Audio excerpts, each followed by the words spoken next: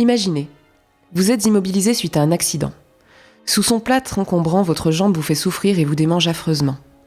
Il fait très chaud, des gouttes de sueur perlent sur votre front. Le temps semble s'allonger, les heures sont interminables. Vous voudriez être dehors, bouger, voyager, mais vous êtes seul face à votre fenêtre, seule ouverture sur le monde extérieur. Tout à coup, quelque chose bouge dans l'immeuble d'en face. Vous apercevez votre voisine qui s'affaire, vit sa vie, ignorant totalement que vous l'observez, mais offrant une diversion bienvenue, une façon providentielle d'oublier la douleur et l'ennui. Soudain, vous avez un mouvement de recul. Seriez-vous devenu un voyeur ? Est-ce bien respectable d'observer ainsi ses voisins à leur insu ? C'est la question que s'est posée Alfred Hitchcock dans son long métrage de 1954. Fenêtre sur cour, c'est le film dont nous avons envie de parler aujourd'hui.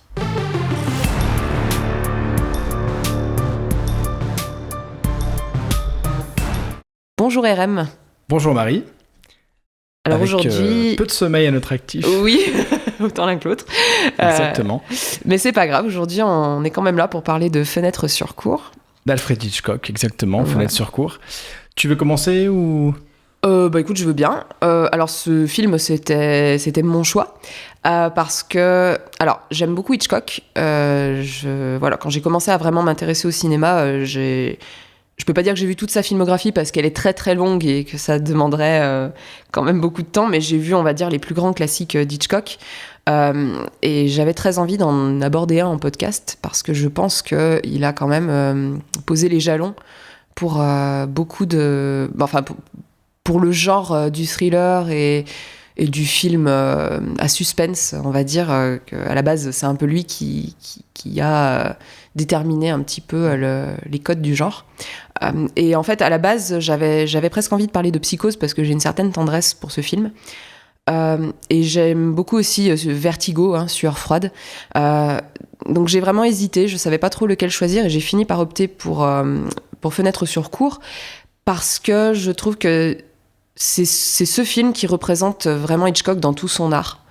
L'art visuel de Hitchcock. Je suis assez d'accord. Ouais, je trouve qu'il est vraiment représenté dans Fenêtre sur cour. C'est un des films les plus représentatifs de ce qu'il fait visuellement. C'est pas nécessairement le film le plus représentatif sur ce qu'il fait de manière narrative. Peut-être qu'un jour on fera un autre Hitchcock et auquel cas on pourra aborder d'autres techniques parce qu'il y a beaucoup à dire. Mais dans ce film, je trouve que les séquences sont visuellement très travaillées et ont plusieurs niveaux de lecture. C'est un thriller plein de suspense et de mystère. Le meurtre est au centre de l'histoire, mais on nous parle aussi des relations amoureuses et de couple. Et je trouve que la façon dont c'est fait, c'est très inventif et subtil, et c'est vraiment du grand Hitchcock. On retrouve ici le thème central le thème qui est vraiment central dans la majorité de ses films, qui est la suspicion. Et alors, j'ai vu une petite interview de Curtis Hanson. Donc, vous vous rappelez, Curtis Hanson, c'est celui qui a réalisé 8 Mile, dont on a parlé il y a quelques podcasts. C'est aussi le réalisateur de LA Confidential. Et donc, il disait que Fenêtre sur cour, c'est le meilleur exemple de film à montrer à quelqu'un qui n'a jamais vu un film d'Hitchcock, parce qu'il rassemble les meilleures qualités du maître, son habileté à ménager le suspense, son art de la narration et son humour. La façon aussi d'utiliser les points de vue subjectifs qui est très intéressante ici. Donc c'est pour ça que j'ai choisi ce film et c'est pour ça que je l'apprécie. Très bien, c'est marrant que tu aies trouvé quelque chose à dire par rapport à Curtis Hanson. Je n'étais pas au courant qu'il avait dit ça sur Hitchcock. Alors c'est dans les bonus du DVD que j'ai vu ça. Il y a plusieurs personnes qui sont interviewées, dont Curtis Hanson, qui dit des choses extrêmement intéressantes sur le film d'ailleurs, donc on y reviendra. J'ai pris pas mal de notes.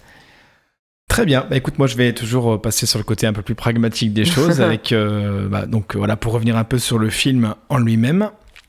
Donc c'est un film d'Alfred Hitchcock avec James Stewart qu'on a pu voir notamment dans L'homme qui tua Liberty Valance de John Ford en 62, Vertigo de Hitchcock, donc traduit par Sueur froide en français en 58, et Grace Kelly qu'on a pu voir dans La main au collet de Hitchcock en 55 notamment, ou encore dans Le train sifflera 3 fois de Fred Zinman en 52. C'est un film américain qui a un tout petit budget. Alors bon, c'est un petit budget vu l'époque. Est-ce que c'était un petit budget à l'époque ? Je sais pas. $1 million en 54. Et donc c'est un... Alors moi je voulais parler un petit peu de... Je me disais que c'était intéressant de dire un mot sur Hitchcock parce que bon, nous c'est un mec qu'on connaît vu qu'on s'intéresse beaucoup au ciné. Est-ce que beaucoup de gens connaissent un peu Hitchcock ? Qui sait vraiment ? Je sais pas trop. Donc un petit mot rapide sur lui si ça t'intéresse. Tout à fait, c'est une très bonne idée.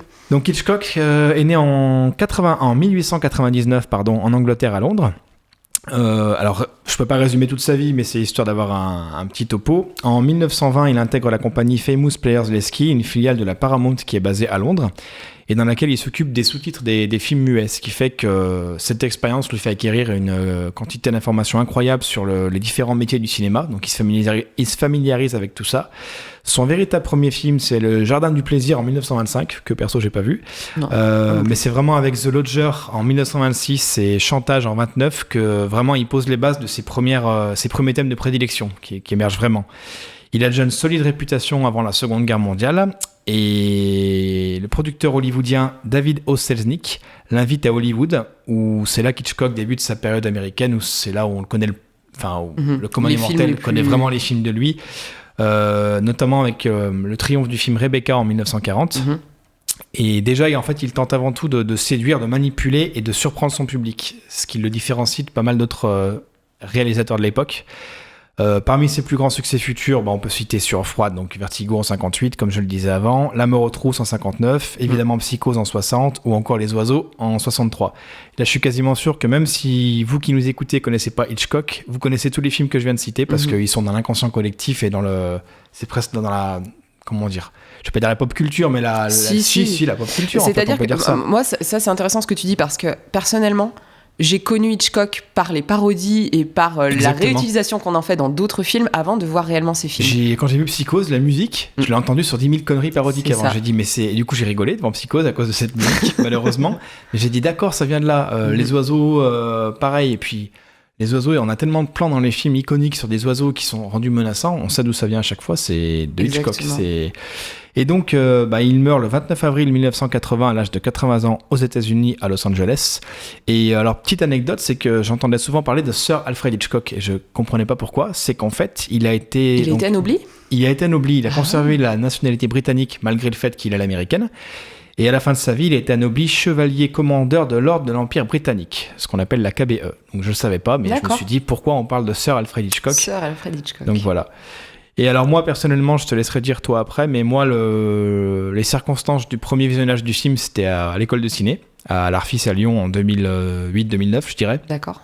Je connaissais Hitchcock de nom, mais je m'étais jamais assez intéressé. Et tu te doutes bien que dans les cours de ciné, j'ai vraiment trouvé ça... Je m'attendais vraiment à l'aspect vieux film, et c'est ce qui m'intéresse beaucoup chez Hitchcock, c'est qu'il pourrait être tourné aujourd'hui Il changerait pas avec des moyens de la veille. En fait, c'est assez incroyable. Et voilà, je m'étais jamais trop penché sur sa filmographie en dehors de mon intérêt prononcé un peu pour le cinéma plus mainstream, des trucs que tout le monde a plus ou moins vu. C'est vraiment à l'école de ciné que j'ai creusé un peu et que j'ai découvert Hitchcock, justement. C'était l'occasion. Donc je sais pas toi comment tu l'as découvert. Moi j'étais au lycée, je me rappelle que Arte avait fait un cycle Hitchcock en fait. D'accord. Et je crois que c'était tous les lundis ou je sais plus, il y avait un film différent de Hitchcock. Et alors moi j'ai vu Psychose, je crois que c'est le premier que j'ai vu de Hitchcock, et j'avais adoré parce que surtout qu'à l'époque j'étais assez portée sur les slasher movies type Halloween ou Scream, Scream. et qui sont en fait des films qui sont très très fortement inspirés par Psychose. Donc à la base c'est ce qui m'a amené à Hitchcock. Je crois que c'est pour ça que j'ai regardé Psychose. Et par la suite, donc quand j'ai vu qu'il y avait le cycle Hitchcock sur Arte et que au lycée je commençais à vraiment m'intéresser au cinéma, eh bien je me suis dit tiens on va regarder. Et c'est là que j'ai vu Sueur froide. C'est un de mes préférés, Vertigo, parce que je trouve qu'il est très bien fait. Il est très malsain aussi dans les thèmes qu'il aborde. Il faut que je le revoie, je l'ai pas du tout en tête. Il est très très intéressant. Je pense que celui-là il faudrait le faire un jour. En fait il m'a rappelé un épisode de Batman, la série animée. Ah, trop bien. Que je regardais quand j'étais gamine. Ah, bon, on l'a tous regardé, ça, voilà. Je suis sûr. Et il y a un épisode dont je me souviens très particulièrement. C'est pour vous dire, j'étais au lycée, je devais regarder ça quand j'avais 10 ans, Batman. Hein, donc, entre-temps, j'avais grandi. Mais il y avait un épisode qui m'avait vraiment marqué et en fait qui était directement inspiré de Vertigo.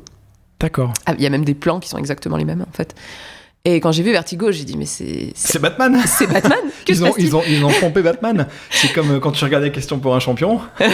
Tu disais mais il y a Julien Lepers, il joue dans Batman. Mais que fait Julien Lepers dans le Batman de Tim Burton? Non, voilà. Donc du coup, c'était.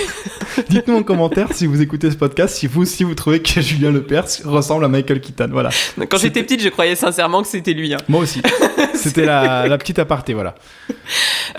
Toujours est-il que voilà, c'est vraiment Disons que ce qui m'a accroché à Hitchcock, en fait, c'est que c'est tous les éléments de la pop culture que j'avais absorbés avant, qui venaient de lui alors que je l'ignorais. Est-ce que ça fausse pas du coup la vision qu'on a de lui? Peut-être. C'est compliqué parce que c'est vrai que du coup nous on est né des générations après ces films et on est abreuvé par les références à ces films plutôt que ces films, quoi. Effectivement, mais alors t'as les références. Moi, c'est personnellement plus ou moins ce qui m'a amené à regarder ces films.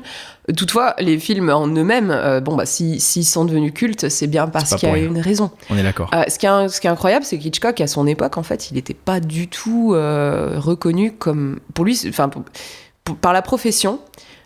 Autant aux États-Unis qu'en Europe, il était reconnu comme un réalisateur de divertissement, mais en fait, il n'était pas très bien vu. On ne considérait pas que ce qu'il faisait, c'était quelque chose de novateur ou d'artistique, en fait.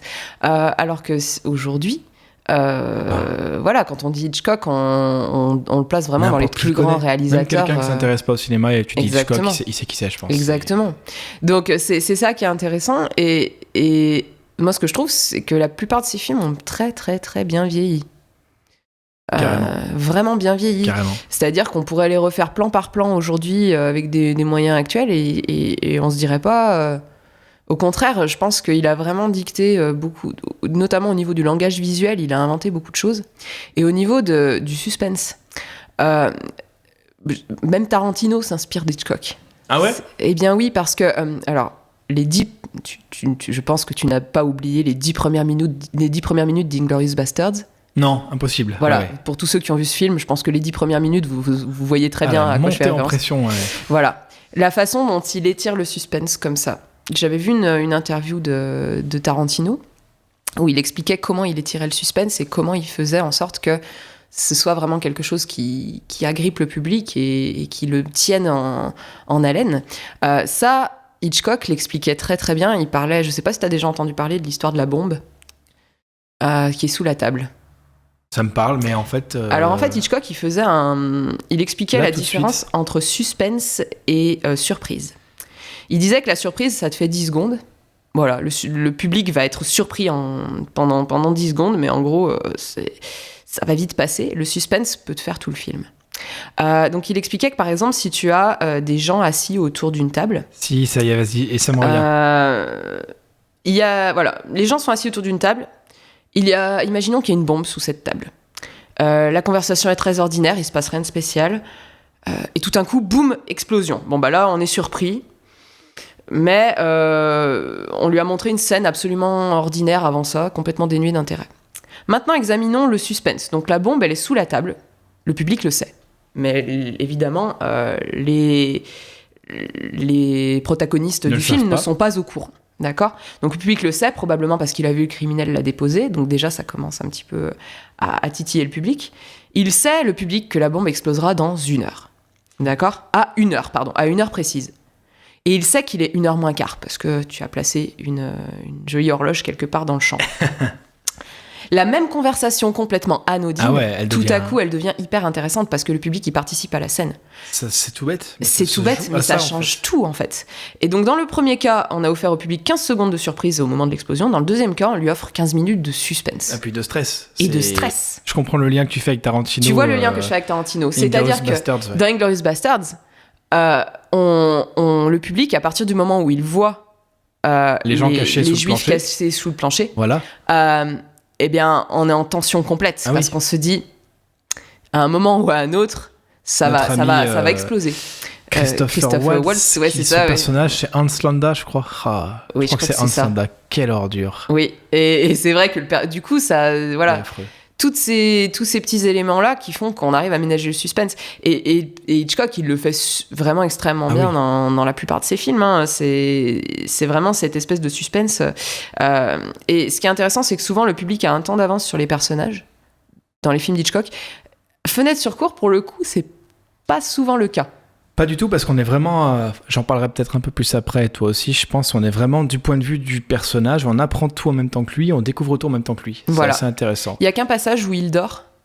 Oui. Et où on voit le voisin d'en face sortir avec sa femme. Et voilà quoi.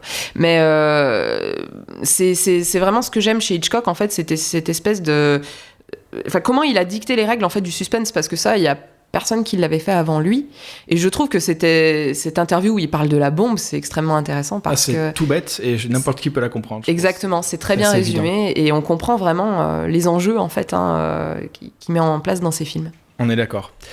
Par rapport à la genèse un peu du projet, faut savoir que ce film est une adaptation de It Had to Be Murder de Cornell Woolrich. Je prononce mal, mais c'est pas grave. Qu'il a écrit sous le pseudonyme de William Irish. Et il a été tourné rapidement suite au Crime était presque parfait en 1954, ce film. Il est inspiré, je sais pas si tu as trouvé ça, il a inspiré en grande partie du cas réel du meurtre commis par Patrick Mahon en 1924. Donc en Angleterre, en 1924, Mahon a assassiné sa maîtresse enceinte, s'il vous plaît, et démembré son corps. Hitchcock a affirmé qu'il a aussi jeté les parties du corps par la fenêtre d'un train, morceau par morceau, et qu'il a cramé la tête dans la cheminée. Voilà, il est bien ce podcast, moi j'aime bien. Une autre source moderne affirme quant à elle... C'est pas Midsommar, mais on n'en est pas loin là. Voilà. Une autre source moderne affirme quant à elle que Mahon a découpé aussi le corps pour en prélever les organes, en stockant certains dans les boîtes, et en faisant cuire d'autres dans une poêle. Voilà, c'est au-dessus de Midsommar là. Hormis Patrick Mahon, Alfred Hitchcock a déclaré dans une interview moderne, j'ai dû me tromper dans mes notes, dans une interview, que le cas du docteur Holly Harvey Crippen a également servi d'inspiration pour le film. Crippen, donc un Américain qui vivait à Londres, du coup t'as peur de ce que je vais dire, un peu, oui. A empoisonné sa femme et a découpé son corps, puis a déclaré à la police qu'elle avait déménagé à Los Angeles. Il a finalement été arrêté après que sa secrétaire, avec qui il avait une liaison, était vue portant les bijoux de Madame Crippen et qu'un ami de la famille ait cherché sans succès à Madame Crippen en Californie. Donc après que Scotland Yard soit intervenu, Crippen et sa maîtresse ont fui l'Angleterre sous de faux noms et furent appréhendés sur un paquebot. La police a trouvé des morceaux du corps de Madame Crippen dans sa cave. Donc tu vois de quoi ça a inspiré un peu Hitchcock par rapport au... Mais Hitchcock, il était friand de ce genre d'histoire. Oui, c'était vraiment une passion pour lui. Ces films sont pas gore, mais dans le fond, ils le sont assez dans le fond. Dans le nom, et pour l'époque, c'est jamais montré. Pour l'époque, ils sont gore. Hein. Oui, c'est pas... La scène de Psychose, par exemple, la scène de la douche, la célèbre scène de la douche, elle est trash, hein. Vu les plans, en fait, elle est très trash. Oui, hein. Tu la remets à l'époque. Moi, je m'attendais à rigoler devant cette scène. En fait, non. Tu dis, attends, les mecs, à l'époque... alors, je sais pas si on peut spoiler Psychose dans ce podcast-là, peut-être pas, mais la scène de la douche, disons qu'elle a un aspect narratif tellement surprenant qu'on se dit, à l'époque, il a osé faire ça, c'est de la folie. Enfin, oui, c'est impressionnant. Et bon, alors, Fenêtre sur cour, pour le coup, il est très peu... je le qualifierais pas du tout de trash, mais c'est vrai que Hitchcock, si on écoute des interviews de gens qui le connaissaient, c'était vraiment quelqu'un qui était passionné par toutes ces histoires de crimes, de meurtres, mais il voyait ça, enfin dans ses films en tout cas, à chaque fois il les utilisait toujours un petit peu avec une certaine de détachement et d'humour, d'une certaine manière. Ouais, c'est assez macabre quand même, c'est l'humour assez macabre. Mais là par exemple dans Fenêtre sur cour, il y a un passage... alors Fenêtre sur cour, déjà on devrait peut-être expliquer un petit peu l'histoire du film. Vas-y, je t'en prie. Donc c'est l'histoire d'un homme qui est immobilisé parce qu'il a une jambe dans le plâtre. Et qui, du coup, s'ennuie et observe les voisins de l'immeuble d'en face. Et il pense que l'homme d'en face, l'un de ses voisins, a assassiné sa femme. Et en fait, personne ne le croit vraiment, sauf sa petite amie qui finit par le croire assez rapidement, finalement. Donc voilà, c'est comment est-ce qu'il va faire pour essayer de prouver qu'il a raison. Et donc on a encore ce thème de la suspicion qui revient un peu dans tous les films d'Hitchcock. Ici on a des passages qui sont assez humoristiques. Quand Stella, l'infirmière qui lui rend visite régulièrement parce que il est alité, il peut pas se déplacer, enfin c'est pas évident pour lui, donc il a une infirmière qui lui rend visite tous les jours.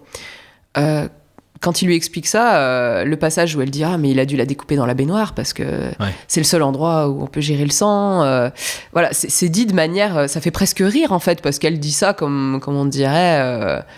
je sais pas moi, pour que mes frites, pour que l'huile de ma friteuse éclabousse moins. Quelque chose de banal, oui. C'est vraiment... je trouve qu'il y a toujours cette espèce de forme d'humour et je pense que Hitchcock, il avait un peu ce détachement par rapport à ça. Et cet humour très britannique. Oui, c'est très britannique. Non, c'est vrai ça. Ça, pour le coup, c'est très britannique. Très bonne remarque. Non, c'est vrai.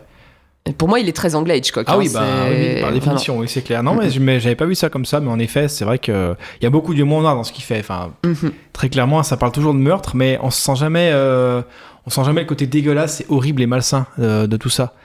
Dans Psychose, peut-être un peu plus, mais alors dans Fenêtre sur cour, je trouve pas du tout, effectivement. Oui, c'est pas... Ça pourrait être très glauque, hein, ça pourrait... voilà, je sais pas... Imaginons Fenêtre sur cour repris par Aronofsky, je pense qu'on se barre tous. Ça serait intéressant. Je suis pas sûr que je le regarderai jusqu'à la fin, mais ça serait intéressant. Ouais, pareil. Ou par le réal de Midsommar, ça pourrait être bien. Oui, par ça serait intéressant. Trop bien. Alors, je sais pas si tu voulais qu'on commence à aborder les qualités et les défauts du film. Je sais pas si tu veux commencer ou si tu me laisses le faire. Bah, vas-y. Moi, la première qualité que j'ai trouvée, je vais enfoncer un peu une porte ouverte, c'est à quel point la mise en scène est pertinente. Premier exemple, avec le premier travelling, quand on sort dehors par la fenêtre, on a vraiment la sensation qu'on nous place exactement comme des voyeurs qui observeraient chez les voisins, comme si notre mental, un peu, nos yeux se fixeraient sur les voisins d'en face. Et ça m'évoque un peu, tous ces voisins m'évoquent un peu une espèce de théâtre de la vie humaine, en fait. Je sais pas si tu l'as vu comme ça. Comme si on voyait un peu différentes strates de la société dans un seul cadre. Et c'est observé un peu comme une sorte de microcosme, je trouvais. Et alors, moi, j'aime bien gratter un petit peu autour du film. Je sais pas si tu le sais que c'est entièrement tourné en studio, dans les studios Paramount, à Los Angeles. Il a fallu construire une cour d'immeubles entourée de 31 appartements, dont 12 qui étaient viables. Ça, c'est incroyable. Enfin, je trouve ça incroyable en termes de moyens. Je sais pas si on se rend compte. C'est littéralement mettre 12 appartes habitables, quoi. Le plateau a nécessité des mois de construction. Certains des bâtiments avaient une hauteur équivalente à 5 étages. Le décor était tellement énorme que Hitchcock a demandé à avoir une hauteur sous plafond plus grande, ce qui n'était pas possible. Donc ils ont défoncé le sol du studio, ce qui fait qu'en fait, l'appartement de Jeff Harris, donc le personnage de Stewart, il est pas, en fait, il est censé être au niveau du sol, mais en fait, il se retrouve comme étant premier étage parce qu'ils ont défoncé le sol. Et ce qu'on voit, en fait, comme étant la cour, c'est réellement, alors je me suis pris la note, c'est réellement le plancher du studio, quoi. Oui. Ce qui fait que ça leur a permis d'avoir une meilleure hauteur sous plafond. Le plateau disposait même de son propre système de drainage pour la pluie. Ça, c'est assez incroyable, je trouve. C'est-à-dire que les scènes de pluie, c'est bon, il y avait de quoi la drainer. Et pour l'éclairage, alors les chiffres varient, mais on estime qu'il y avait à peu près 1000 projecteurs utilisés pour simuler la lumière du jour. Parce qu'en plus, je rappelle qu'on tourne sur pellicule, donc c'est pas comme aujourd'hui en numérique, on peut filmer à la lumière d'une bougie, on peut avoir une image tolérable. À l'époque, pour que la pellicule expose une image, alors je sais pas quelle sensibilité ils avaient, mais il fallait que ça envoie du lourd, donc 1000 projecteurs pour simuler le soleil. Ce qui fait que quand ils transpirent et qu'ils ont chaud, ils ont réellement chaud. Mais oui, voilà, c'est marrant que tu parles de ça parce que Georgine Darcy, qui joue la danseuse dans le film, a dit que donc il y aurait 4 éclairages distincts pour le film, un pour le matin, un pour l'après-midi, un pour la fin de soirée, un pour la nuit, ce qui fait qu'ils pouvaient passer de l'un à l'autre assez rapidement. Et d'après, la chaleur était tellement intolérable pour les acteurs qui étaient aux derniers étages que c'était quasiment insupportable, quoi. Et on était sur des projecteurs à l'époque, alors je sais pas quel type de projo ils ont utilisé au juste, mais on n'était pas sur du LED à l'époque, hein. Donc c'était de la bonne chaleur, c'était du 80 degrés autour du projo, ça devait être très très agréable. Bon, c'est vrai que le film se passe plus ou moins pendant une canicule à New York, hein, voilà, donc oui. beaucoup ça marchait bien. Ce qui est dingue, c'est que tu croirais, je veux dire, même par rapport, ça fait pas fake, quoi, ça fait vraiment réel. Tu dirais, ok, on est vraiment en pleine lumière du soleil, quoi. Je trouve ça assez dingue. Mais je trouve qu'il y a vraiment tout un univers. Ils ont réussi à créer un microcosme, comme tu dis, un univers sur cette cour qu'on a avec cet immeuble. En fait, c'est particulier parce que le personnage principal et les spectateurs se trouvent sur un pied d'égalité. Totalement. Ici, hein. Donc, ils sont spectateurs, ils observent sans pouvoir vraiment réagir. Autant James Stewart ne peut pas bouger, nous non plus, je veux dire, hein, on est impuissants comme lui. On voit que ce qu'il peut voir par ses propres moyens, c'est-à-dire il est fixé cloué à sa chaise, on verra jamais rien d'autre qui sorte en fait de ce cadre-là finalement. Il n'y a qu'un passage, c'est la mort du chien. Oui, la mort du chien, on sort un peu de ce cadre. On sort un peu de ce cadre. On y viendra, il y a une raison à ça en fait. Hein. Mais les fenêtres que James Stewart observe dans l'immeuble d'en face, moi je les vois vraiment comme des écrans de télévision. C'est-à-dire que comme on se divertirait aujourd'hui avec une jambe dans le plâtre avec Netflix, quoi, lui il zappe. Il regarde d'une chaîne à l'autre. Et ici, en fait, Hitchcock, il renvoie vraiment le public au côté voyeur des spectateurs. Hein. C'est-à-dire que nous, quand on va au cinéma, c'est pour observer la vie de quelqu'un d'autre et finalement pour essayer de mieux comprendre la nôtre. Et c'est exactement ce que fait le personnage de Jeff ici. C'est-à-dire qu'il observe la vie des autres pour se divertir, mais au final, ça l'aide un petit peu à comprendre des choses sur lui-même. Et ce petit monde qu'il a créé, il est vraiment très bien fait. Parce que on arrive à identifier chaque personnage, sa fonction, l'endroit où il se trouve dans l'immeuble, parce que la géographie, elle est hyper importante ici. C'est-à-dire que si on comprend pas la géographie de l'immeuble d'en face, on va pas pouvoir suivre l'histoire. Non. C'est vraiment important qu'on arrive à avoir un schéma mental sur qui est où. Et ça, en fait, c'est quelque chose d'assez difficile à faire. Ça paraît évident comme ça, mais donc comme tu dis, il a fallu créer ce décor qui a été très compliqué à mettre en place, mais aussi au niveau de la mise en scène, c'était vraiment important qu'on comprenne. Et c'était une des volontés d'Hitchcock, en fait. C'était un des points sur lesquels il a insisté. Les distances, en fait, qui est le voisin de qui, à quelle distance il se trouve de la cage d'escalier, tout ça, c'est des choses qui vont avoir leur importance dans le film. Et le son aussi, il est hyper intéressant dans ce film. Oui. Et c'est ce qui permet de créer ce petit univers qui permet de le rendre vraiment réel. Il y a très peu de musique, en fait, dans le film. Je crois qu'il y a une seule musique au début sur les quelques premiers plans, mais je m'étais noté ça. C'est intradiégétique, en fait. Exactement ce que je m'étais marqué. Tout le reste, tout ce qu'on entend provient de l'univers du film. Que ce soit la musique qu'on entend, que ce soit c'est tout ce que Jeff lui-même entend. Il n'y a pas de musique que nous seuls spectateurs sommes censés entendre. D'accord, oui, c'est exactement ça. Ce qui est assez différent de ce que fait Hitchcock en général, d'ailleurs, parce que souvent, on a la musique de Bernard Herrmann qui était son compositeur un peu attitré. Je crois que c'est lui aussi qui s'est occupé de... Oui, il s'est occupé ici de la musique que le compositeur du film est censé composer. Merci de m'avoir aidé. Mais c'est ça. Mais c'est vrai que d'habitude, on a vraiment l'habitude... Je veux dire, la scène de la douche de Psychose sans la musique, elle vaut beaucoup moins, quoi. Elle est beaucoup moins intéressante. Ah ouais, non, c'est clair. Parce que ce qui est intéressant, c'est vraiment le lien entre la musique et les coupes du montage dans Psychose. Là, c'est totalement différent. C'est-à-dire que les sons, ils sont très travaillés, mais on a très peu de musique. Je pense que c'est justement très intelligent de sa part, c'est très immersif, en fait. Parce que c'est vraiment le type de son, ça permet de mettre en avant le type de son qu'on aurait dans un immeuble. On les entend à distance et on sent la distance. Et puis on est, encore une fois, placé du point de vue de Jeff, comme lui, c'est-à-dire qu'on va pas entendre plus de divertissement ou de distraction que lui ne peut en avoir. Donc, exactement. Et ça contribue à donner une atmosphère, en fait. En général, la musique... là, ça fonctionne bien parce qu'en fait, on oublie la musique au profit de ces sons qui donnent vraiment l'impression qu'on se trouve avec lui dans cet appartement et qu'il y a vraiment une cour, un immeuble et une cour face à nous. Et voilà, c'est vrai, je trouve que ça participe vraiment à ce petit monde, en fait, à cette espèce de petit univers qu'il a réussi à créer. C'est un film qui se passe à New York, mais en fait, ça pourrait presque être une pièce de théâtre. Je crois d'ailleurs que ça a été adapté en pièce de théâtre. Je sais pas. Il me semble qu'aux États-Unis, ils ont dû le faire, ça. Et c'est ça qui est vraiment... C'est presque un huis clos, en fait, d'une certaine façon. Complètement. Et par rapport à la mise en scène, j'ai beaucoup apprécié le fait que... la subtilité, encore une fois, en quelques plans au début, de nous faire comprendre la situation de Jeff. C'est-à-dire on part de l'extérieur de la cour, on rentre, on découvre Jeff qui est endormi, si je dis pas de bêtises. C'est ça. Plan sur sa jambe qui est dans un plâtre, on passe à un appareil photo cassé, on passe à une photo d'accident de voiture. Et en fait, assez rapidement, on comprend qu'il s'est blessé en faisant des photos sur un circuit automobile. Ouais. En un plan, t'es situé. Là où ça aurait pu être par dialogue, alors qu'est-ce qui t'est arrivé à ta jambe ? Je m'explique. Et je trouve que c'est ce qui manque un peu aujourd'hui, des fois, dans les films. C'est qu'on n'arrive pas à l'essentiel tout de suite.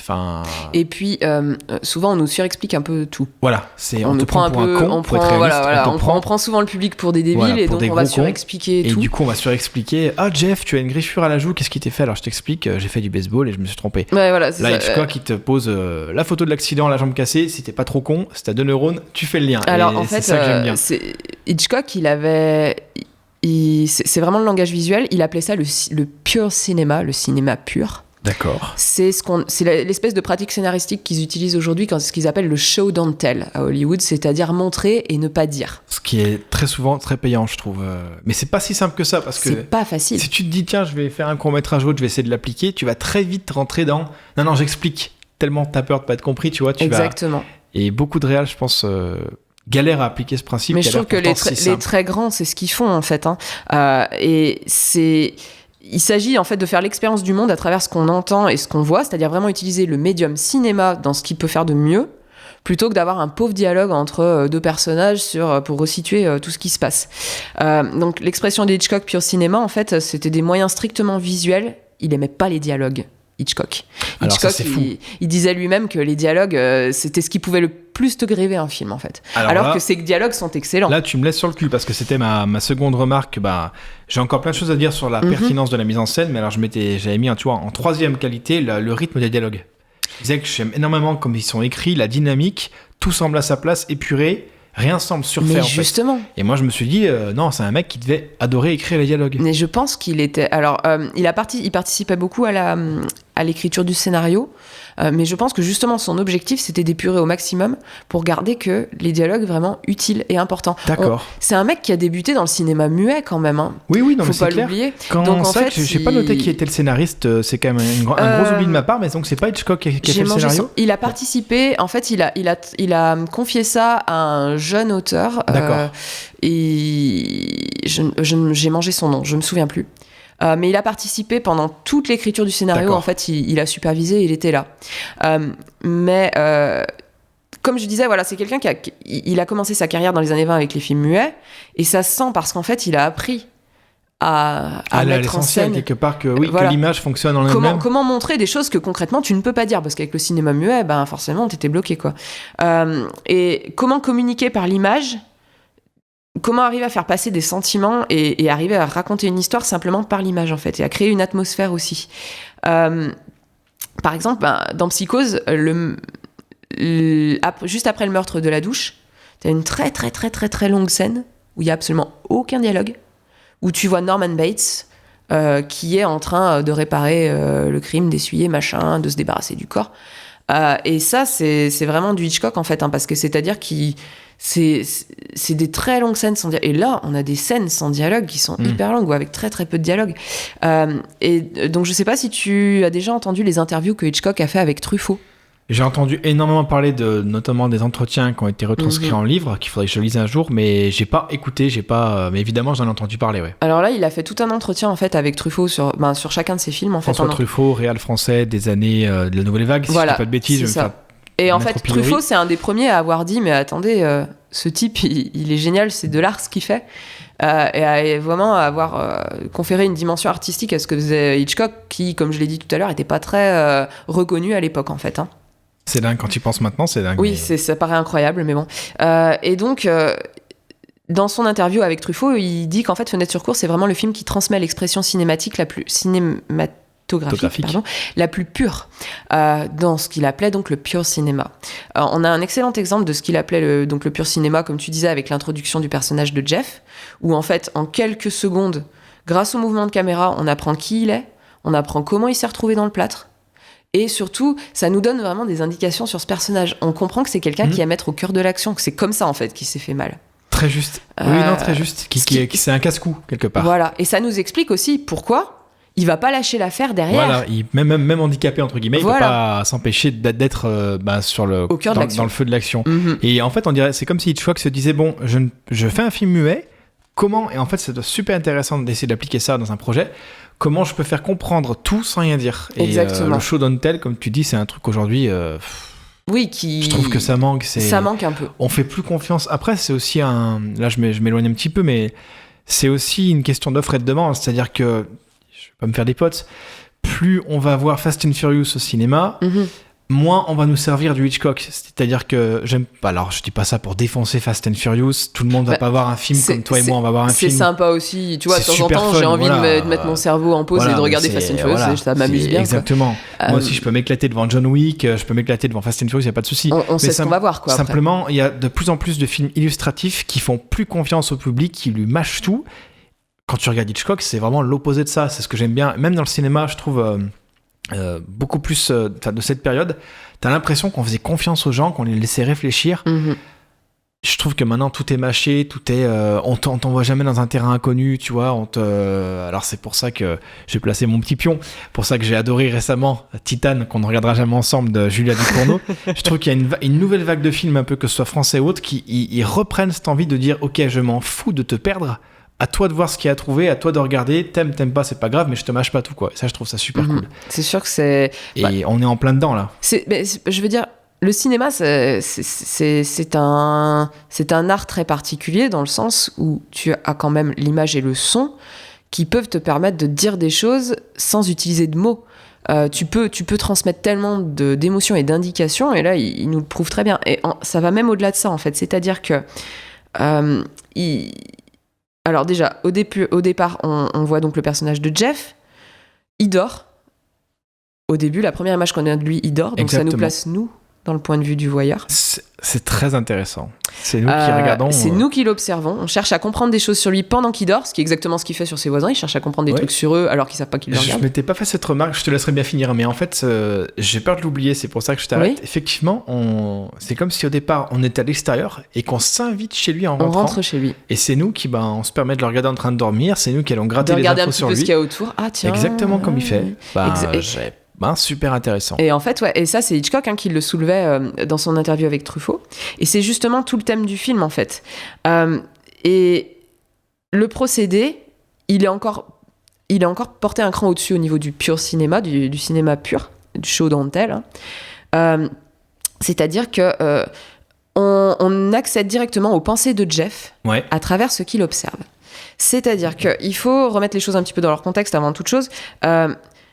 Les thèmes et l'analyse pour vraiment bien analyser ce film, il est important de comprendre la relation que Jeff, le personnage principal joué par James Stewart, a avec Lisa, le premier rôle féminin interprété par Grace Kelly.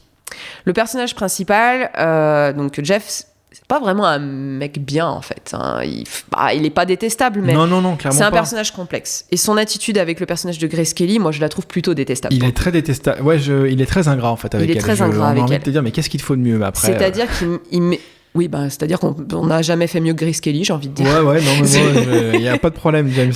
Elle est absolument sublime dans ce film. Elle est vraiment, non. Puis elle serait sublime avec un sac à patates. Mais là, alors vraiment, elle est magnifique. Pas que physiquement, c'est que Hitchcock, en plus, il a la manière de la mettre en valeur. C'était vraiment la blonde Hitchcockienne dans toute sa splendeur. Totalement. Et dans les bonus du DVD, il y a une interview de la fille de Hitchcock qui dit qu'en fait, il a passé le reste de sa carrière à rechercher une autre Grace Kelly. Bon courage. Parce que, alors oui, il y a eu Tippi Hedren, qui a d'ailleurs eu une très mauvaise expérience avec Hitchcock, celle qui jouait dans Les Oiseaux. On a eu Kim Novak. Voilà, mais ça a pas... Ils disent qu'en fait, il a jamais retrouvé l'espèce d'alchimie artistique. Voilà, c'est ça qu'il avait avec Grace Kelly. Donc, il méprise... Donc voilà, on revient à notre personnage. Jeff... Il méprise un petit peu ce qu'est Lisa. C'est-à-dire qu'il sort avec elle. Honnêtement, on comprend pas trop pourquoi au début, parce qu'il est pas très sympa avec elle. Elle évolue dans un monde de luxe. Elle est adulée pour sa beauté, pour sa garde-robe. Alors que lui, en fait, il veut être dans l'action. Le luxe, ça l'impressionne pas. Au contraire, il a tendance à regarder ce monde avec un certain mépris. À un moment, on nous parle d'un briquet. Il a un vieux briquet pour allumer, je sais plus, sa cigarette. Et elle lui dit... je vais te le remplacer avec un joli briquet en argent parce que ça c'est trop vieux. Et ça c'est vraiment un tout petit détail, mais ça c'est un dialogue qui est hyper important en fait. On se dit il parle d'un briquet. Non, en fait c'est hyper important parce que c'est à l'image de leur relation. Elle veut le mettre tout beau dans un costard à Manhattan pour qu'il ait une vie beaucoup plus glamour et voilà, qu'il ait son propre studio. Et lui, c'est pas du tout ce qu'il veut. Lui, il veut garder son vieux briquet parce qu'en fait, il est attaché à ça. C'est ça. Et lui, il veut mener une vie beaucoup plus réelle. Il veut voyager dans les zones de guerre. Et donc, leur point de vue diverge complètement. Tu peux d'ailleurs voir qu'il a gardé son appareil photo qui est défoncé suite à l'accident. Il l'a gardé. Donc, c'est quelqu'un qui sont pas sur le même plan en fait. Exactement. Il voit pas du tout les choses. Pour lui, avoir son propre studio à Manhattan, ce serait la mort. Alors que pour elle, en fait, ça serait un synonyme de réussite. Il voit pas du tout les choses de la même manière. Lui, il voudrait être sur le terrain en fait face au danger. Et ils sont tellement différents qu'ils n'arrivent pas à se comprendre en fait. Ils n'arrivent pas à comprendre le point de vue de l'autre. C'est même pas possible de le comprendre ce point de vue pour eux. Et finalement, il finit par tomber amoureux d'elle quand elle se met en danger. Quand elle va glisser l'enveloppe sous la porte de l'appartement d'en face, à ce moment-là, on a un gros plan magnifique sur le visage de Jeff. Full spoiler, le podcast. Oui. On l'a pas dit, mais bon, c'est assez. On pense assez évident. On va vous spoiler tout le film. Voilà. Regardez-le avant si vous l'avez jamais vu. Je vous le conseille bon. parce qu'il y a beaucoup de suspense, donc on c'est quand même rien intéressant. dit de particulier là, ça va. Non, ça va. Pour l'instant, vous savez pas encore trop. Voilà. Donc on a un magnifique gros plan sur le visage de Jeff lorsqu'elle revient de l'appartement d'en face. Elle a pris des risques. Et pour la première fois, en fait, il la regarde avec amour parce qu'il se rend compte que si elle peut, elle peut prendre des risques et correspondre un petit peu à cet idéal qu'il a. Donc toutes ces péripéties, en fait, elles sont traduites avec ce qu'Hitchcock appelait le pur cinéma. C'est-à-dire qu'on arrive à avoir le point de vue de Jeff sur les relations amoureuses et sur l'amour en général à travers ce que lui il va regarder par la fenêtre. Exactement. Au téléphone, au début, en fait, on voit Jeff qui est au téléphone avec son chef. Il lui dit voilà que il peut pas bouger et que à force de pas pouvoir bouger, il risque de faire quelque chose de stupide, comme par exemple se marier. Quand il dit ça, il observe ses voisins qui sont de l'autre côté de la cour. Exactement. Et il n'a pas besoin de décrire en fait ce qu'il entend par c'est stupide de se marier. On le voit, c'est-à-dire qu'il voit un couple qui se dispute, qui est pas heureux. Et donc, on a tout de suite quelque chose qui est... on voit tout de suite l'image mentale qu'il a du mariage, en fait. On n'a même pas besoin d'en expliquer plus, on le voit. C'est clairement montré. Au début du film, Stella, son infirmière, lui dit qu'au lieu de regarder les autres, il vaudrait mieux se regarder soi-même. Et c'est finalement exactement ce qu'il va faire ici. C'est-à-dire qu'à travers les personnages qu'il observe, on a accès à ses propres pensées, à ses opinions. Exactement. Et donc Curtis Hanson, encore, dans son interview, disait il y a 2 questions centrales pour le personnage de Jeff. Que va-t-il faire dans sa vie privée ? C'est-à-dire, est-ce qu'il va rester avec Grace Kelly ? Est-ce qu'il va l'épouser ou non ? Et que se passe-t-il de l'autre côté de la cour ? Est-ce qu'il va... Du coup, le fait de se concentrer sur ses voisins, ça l'empêche de trop penser à ce qu'il tourmente réellement dans sa vie privée. C'est une sorte de façon d'esquiver. De fuite en avant, fuite en avant. Oui, c'est une façon d'esquiver, de se divertir, quoi, d'oublier un petit peu. Et donc, en fait, dans l'immeuble d'en face, on va observer plusieurs types de relations. On a Miss Lonely Heart en anglais, qui est Miss Cœur Solitaire, je crois, dans la VF. Donc, qui est une femme seule, qui clairement voudrait un partenaire, elle voudrait quelqu'un pour vivre avec elle, mais c'est difficile pour elle. On la voit faire semblant de dîner avec quelqu'un. On voit, très triste cette scène, je voulais en parler, je trouve qu'elle est vraiment triste. C'est magnifique. On a les Thorwald, donc les gens qui se disputent, et on a un couple de jeunes mariés. Et en fait, toutes ces 3 différentes fenêtres vont nous montrer un petit peu les différents types de relations qu'on peut avoir. Chose intéressante, on a une famille avec une petite fille. Eux, ils ont l'air très heureux. On ne les montre qu'au début. Jeff ne s'y intéresse pas parce qu'ils ne correspondent pas à l'idée qui se fait du mariage. Donc en fait, on va presque jamais les voir. Est-ce qu'on n'est pas face à ce qu'on appelle je crois que c'est le biais de confirmation, qu'on ne voit que ce qu'on veut voir quand on va aller dans un sens, on a une vision de quelque chose, on ne va que c'est avec toi que j'avais eu la converse, je sais pas si tu voulais y venir, on pouvait faire un peu le parallèle avec les réseaux sociaux. Oui, tout à fait. Je pense que tu allais peut-être y venir, j'espère que je t'ai pas trop non, le truc en avance. Mais quelque part, Jeff, en fait, il scrolle en fait, c'est-à-dire qu'aujourd'hui on scrolle sur Instagram, on regarde, on a une fenêtre littéralement. Oui, je vais faire un petit jeu de mots avec Windows, tu vois, mais on a la fenêtre qui est le téléphone ouvert sur la vie des autres. Si quelque part, comme tu me le disais toi, on imagine qu'on a le pied dans le plâtre et qu'on a la place de Jeff, on va regarder chez les voisins, voir ce qui se passe chez eux, c'est littéralement ce qu'il fait. Mais comme sur les réseaux sociaux, les centres d'intérêt vont revenir tout le temps les mêmes parce que l'algorithme va faire que tu vois tout le temps les mêmes choses. Et lui, en effet, il va pas regarder là où ça peut se passer bien, il va aller s'intéresser là où il y a de l'action à gratter, exactement. Là où ça se passe mal, parce que ça correspond à ce que lui a envie de voir. Et c'est super intéressant ce que tu dis sur ce point-là. C'est que là où ça se passe bien, on le voit plus, je crois, après ce couple-là, on ne s'en mêle plus. Moi, j'avais même oublié qu'il existait, en fait. C'est quand je viens de m'en parler, je viens de me dire, ah oui, c'est vrai. Donc mais on le voit au tout début, et puis on le voit quasiment plus, en fait. Complètement. Et c'est... Alors, il y a un auteur, Robin Wood, il s'appelle, qui a écrit le livre Hitchcock's Films Revisited, et qui dit qu'en fait, Jeff utilise les fenêtres de l'immeuble d'en face comme des écrans de ciné, donc comme toi tu dis, comme Instagram. C'est comme toi tu le disais au départ, c'est vraiment toi qui m'en as parlé au départ de ce parallèle. Et mais il n'y a pas que moi qui ai fait ce parallèle, il y a beaucoup de gens qui ont fait ce parallèle, c'est vraiment intéressant. Il s'identifie en fait à ces personnages, donc il y a un passage où Grace Kelly arrive avec un repas d'un très grand restaurant de Manhattan, elle lui amène le repas, elle prépare le truc, et lui, il l'écoute d'une oreille, il lui répond de façon distraite parce qu'il est assez ingrat avec elle. Et par contre, il est focalisé sur donc, cette fameuse scène où on voit Miss Lonely Heart, donc Mademoiselle Cœur Solitaire, qui est de l'autre côté, qui prépare elle aussi un repas pour son chéri, sauf que c'est un chéri imaginaire. Il n'y a personne. Et donc c'est marrant parce qu'on a en parallèle le personnage de Grace Kelly et le personnage de la voisine d'en face qui font la même chose. Exactement. Jeff s'intéresse plus à ce qui se passe en face. Il va même jusqu'à trinquer avec elle le voit pas, mais elle trinque avec donc son chéri imaginaire, et lui trinque aussi, alors qu'il écoute à peine ce qui se passe derrière avec Grace Kelly. Je sais pas si tu voulais reparler de cette scène du coup. Alors, si j'arrive à me retrouver dans mes notes, parce que y a de quoi faire, c'est toujours pareil. Je m'étais noté que cette scène m'avait marqué et qu'elle était très triste. Alors, pourquoi je trouve plus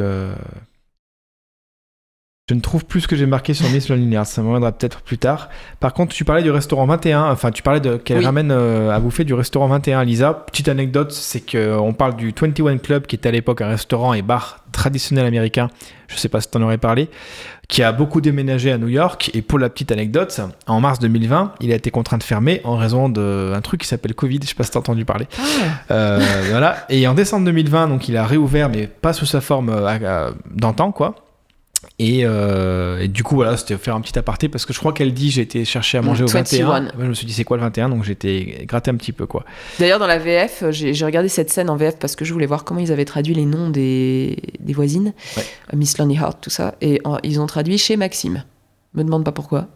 Non, mais alors, si le mec qui a fait la VF peut nous contacter, ça nous intéresse. De plus de 2 secondes. Bah, c'était les traductions de l'époque. On avait tendance à surtraduire un petit peu tout pour le public français.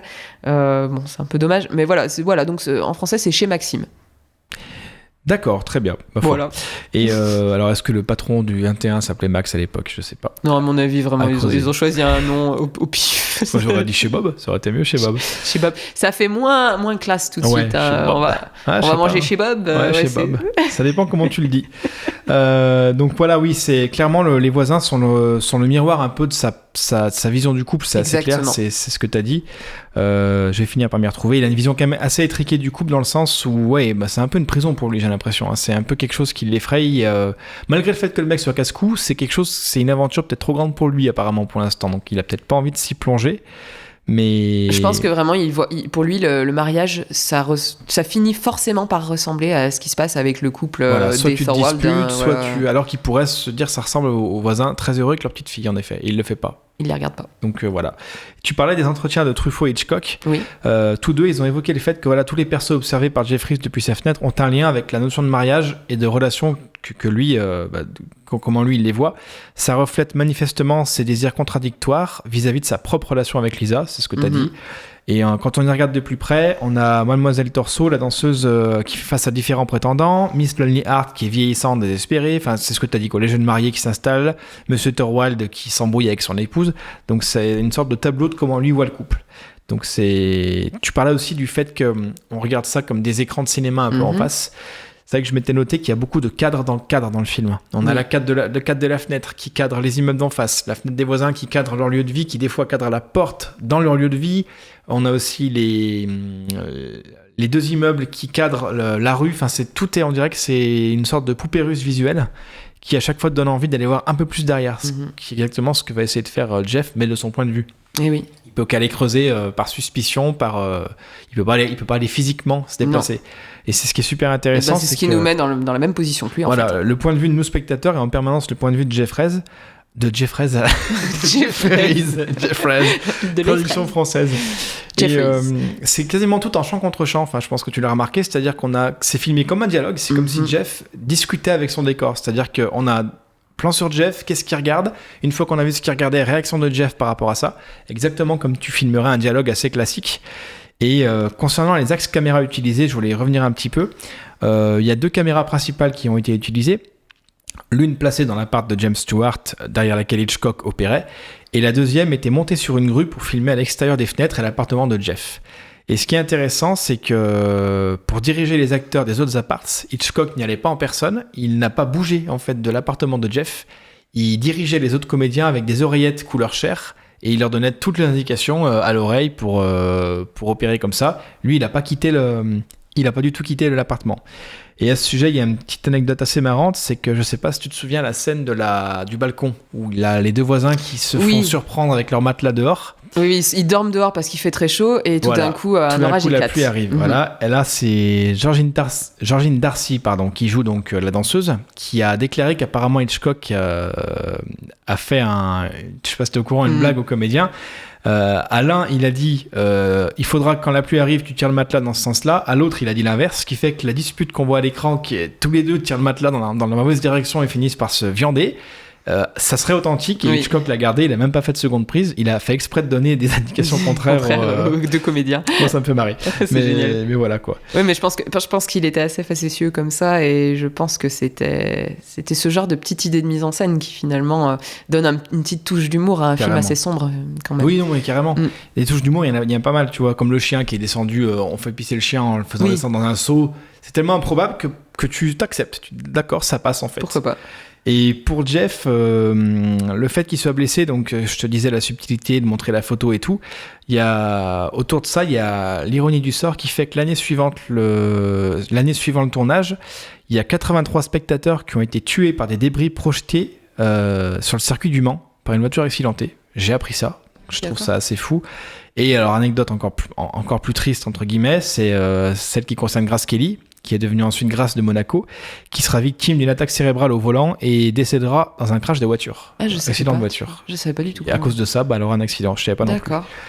Et la blessure de Jeff, donc le film est tiré, comme je te disais, d'une nouvelle de Cornell Woolrich.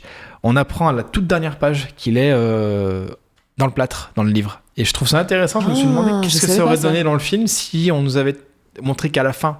Alors ça aurait été compliqué à mettre en place. Mais dans le cadre d'un livre, ça va être super intéressant à la fin d'avoir cette espèce d'explication soudaine de en fait.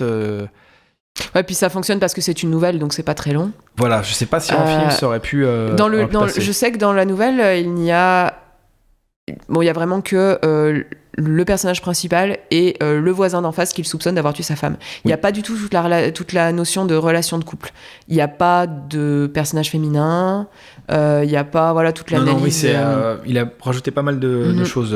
Mais c'est ce qui donne la profondeur au film. Moi, je trouve que c'est très intelligent d'avoir ajouté tout ça parce que, en fait, finalement, c'est ce qu'on en retient le plus. Ça et le suspense évidemment, mais voilà. Je voudrais revenir sur ce que tu disais par rapport aux oreillettes. Donc oui, effectivement, il dirigeait les acteurs de l'autre côté avec une oreillette. Mais il faut bien se dire une chose, c'est que James Stewart, lui, il était face caméra, mais il voyait rien.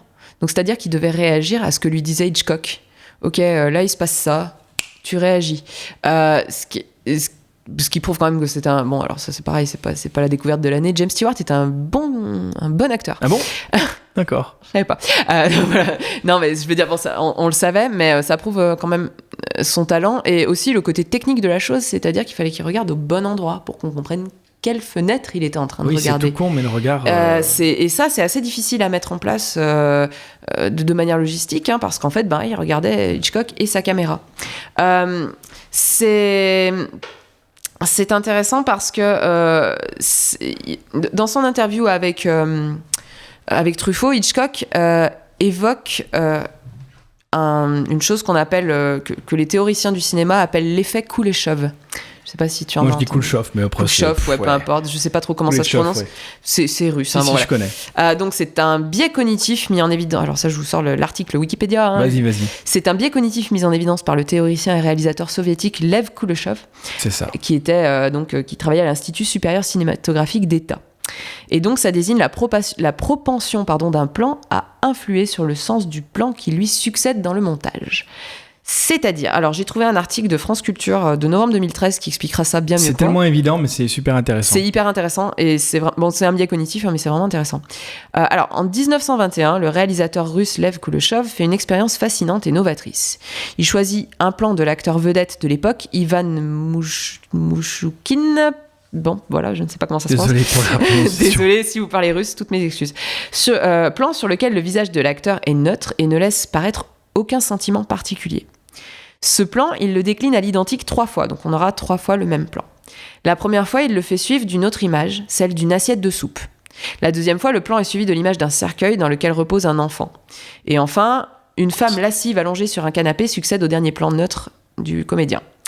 La faim, l'affliction et le désir sont 3 émotions suscitées par les plans en contre-champ de celui de l'acteur. C'est-à-dire qu'en fait, il a pris 3 groupes témoins à chaque fois. Et donc le premier groupe a dit là il a faim. Le deuxième groupe a dit là il est triste. Et le troisième groupe a dit il est amoureux ou voilà il est excité, enfin ce qu'on veut quoi. Oui. Donc Ça, c'est quelque chose qui est hyper utilisé en fait par Hitchcock. Alors Hitchcock, il appelle pas ça l'effet Kuleshov, hein, mais en gros, il explique exactement le même procédé dans son interview avec Truffaut. Et dans ce film-là, ça prend vraiment toute son importance parce qu'en fait, on a certes le visage de James Stewart qui est quand même assez expressif, mais en fait, c'est intéressant parce que souvent, on a d'abord les réactions de James Stewart et de Grace Kelly avant de voir réellement ce qui se passe de l'autre côté. Ce qui est très rare pour les films d'Hitchcock, puisqu'on disait qu'en général, le public a un temps d'avance sur les personnages. Là, c'est un peu l'inverse. Souvent, les personnages ont 2-3 secondes d'avance sur nous, c'est-à-dire qu'on voit leur réaction, on se dit oh, il se passe un truc, mais il se passe quoi ? C'est ça qui crée le suspense. Donc, c'est intéressant aussi de la façon dont c'est fait. Et donc, je reviens à cet article de France Culture hein, qui dit qu'en fait, cet effet Kuleshov, qui est sans grande conséquence lorsqu'il s'agit de provoquer l'envie ou la tristesse, ou voilà, des choses comme ça dans certains films. Cette technique, la force des images, en fait, hein, est importante quand il s'agit de manipuler les foules. Dictateurs et armées l'ont bien compris et ont su utiliser images, son et montage à une fin de propagande. Chris Marker, autre réalisateur théoricien, a d'ailleurs prolongé l'expérience de l'effet Kuleshov, qui était une expérience réalisée au temps du cinéma muet, hein. Donc Chris Marker, il a fait ça beaucoup plus tard dans sa lettre de Sibérie. Il y explique entre autres choses la force du montage sonore en appliquant aux mêmes images 3 textes différents. Donc d'abord dans ces images-là, on a un texte qui fait l'éloge de l'URSS. Dans la deuxième, on a une critique assez violente de l'URSS et dans la troisième partie, on a l'objectivité. Et force est de constater que les 3 voix off vont très bien avec les images à chaque fois. Donc ça les rend tour à tour séduisantes ou terrifiantes. Et donc c'est très intéressant ici parce qu'en fait ça prouve vraiment que notre cerveau, en fonction de comment on va agencer les plans et de il interprète d'une manière. On va interpréter une même image d'une manière différente. Donc je vous invite à appliquer cet effet Kuleshov. Quand vous regardez les infos, vous allez flipper parce qu'en fait très vite. Dans quel ordre on va mettre les plans, quelle interview on va mettre en premier, quelle interview on va mettre en dernier. Je me rappelle une conversation que j'avais avec toi et Nadia, si tu t'en rappelles, ça remonte il y a très très longtemps. On avait parlé alors sans parler politique précisément, on avait parlé de la façon dont les meetings politiques étaient filmés et retranscrits à la télé. Quand notamment t'avais les candidats qui parlaient de rassemblement et qu'à ce moment-là t'avais plan grue sur toute la foule. Ça paraît con, mais agencer ce mot rassemblement avec un plan sur la foule, comment ton cerveau l'interprète ? C'est ça, ouais.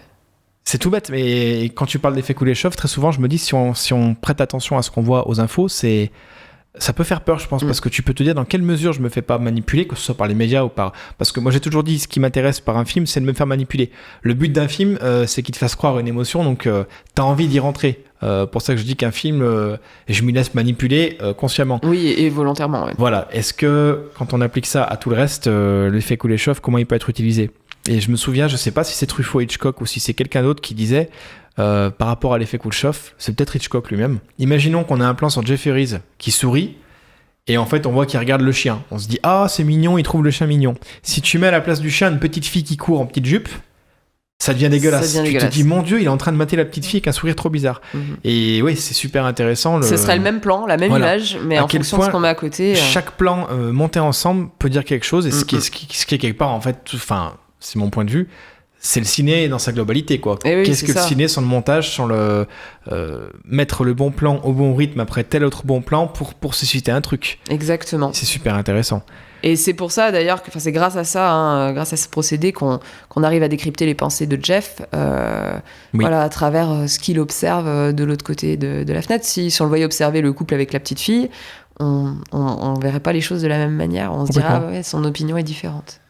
Exactement, c'est super intéressant. Tu disais tout à l'heure que l'histoire d'amour n'était pas dans la nouvelle de départ. C'est en effet un élément qui a été rajouté par Hitchcock et je crois que c'est John Michael Hayes, le scénariste. Voilà, je l'avais noté. Et il se serait inspiré, Hitchcock, de l'histoire d'amour naissante entre le photographe Robert Capa et la comédienne Ingrid Bergman. J'ai pas confondu avec Ingmar. Cette fois-ci. Voilà. Pour l'aspect romantique du film. Et il a été encouragé, donc le scénariste a été encouragé par Hitchcock à passer beaucoup de temps avec Grace Kelly pour écrire son personnage. Et il a admis que des éléments de Lisa ont été inspirés directement de l'actrice par rapport à son personnage. Il paraît qu'elle était enchanteresse dans tous les sens du terme. Il paraît que c'était quelqu'un non plus très très agréable. C'est en tout cas ce qu'elle dégage. C'est vrai que oui. c'est ce qui est Alors justement, j'aimerais parler de sa garde-robe. Oui. Je crois que jamais dans ma vie j'ai été autant impressionnée par une garde-robe dans un film. Oh là là. Donc ces robes sont vraiment sublimes. Elles ont été créées par Edith Head. C'est ça. La célèbre costumière de l'histoire du cinéma. Donc elle est décédée en 1981.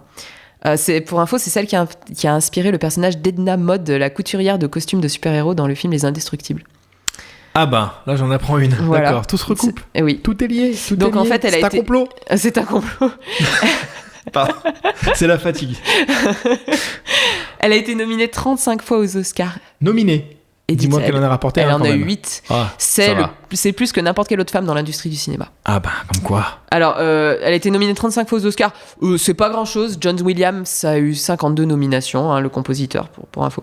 Mais bon, quand même, 35 fois, c'est vraiment énorme. Elle a changé beaucoup de choses dans l'industrie, en fait, en tant que costumière. Ouais. C'est la première à s'être entretenue avec les comédiens pour leur demander leurs avis sur les costumes en amont.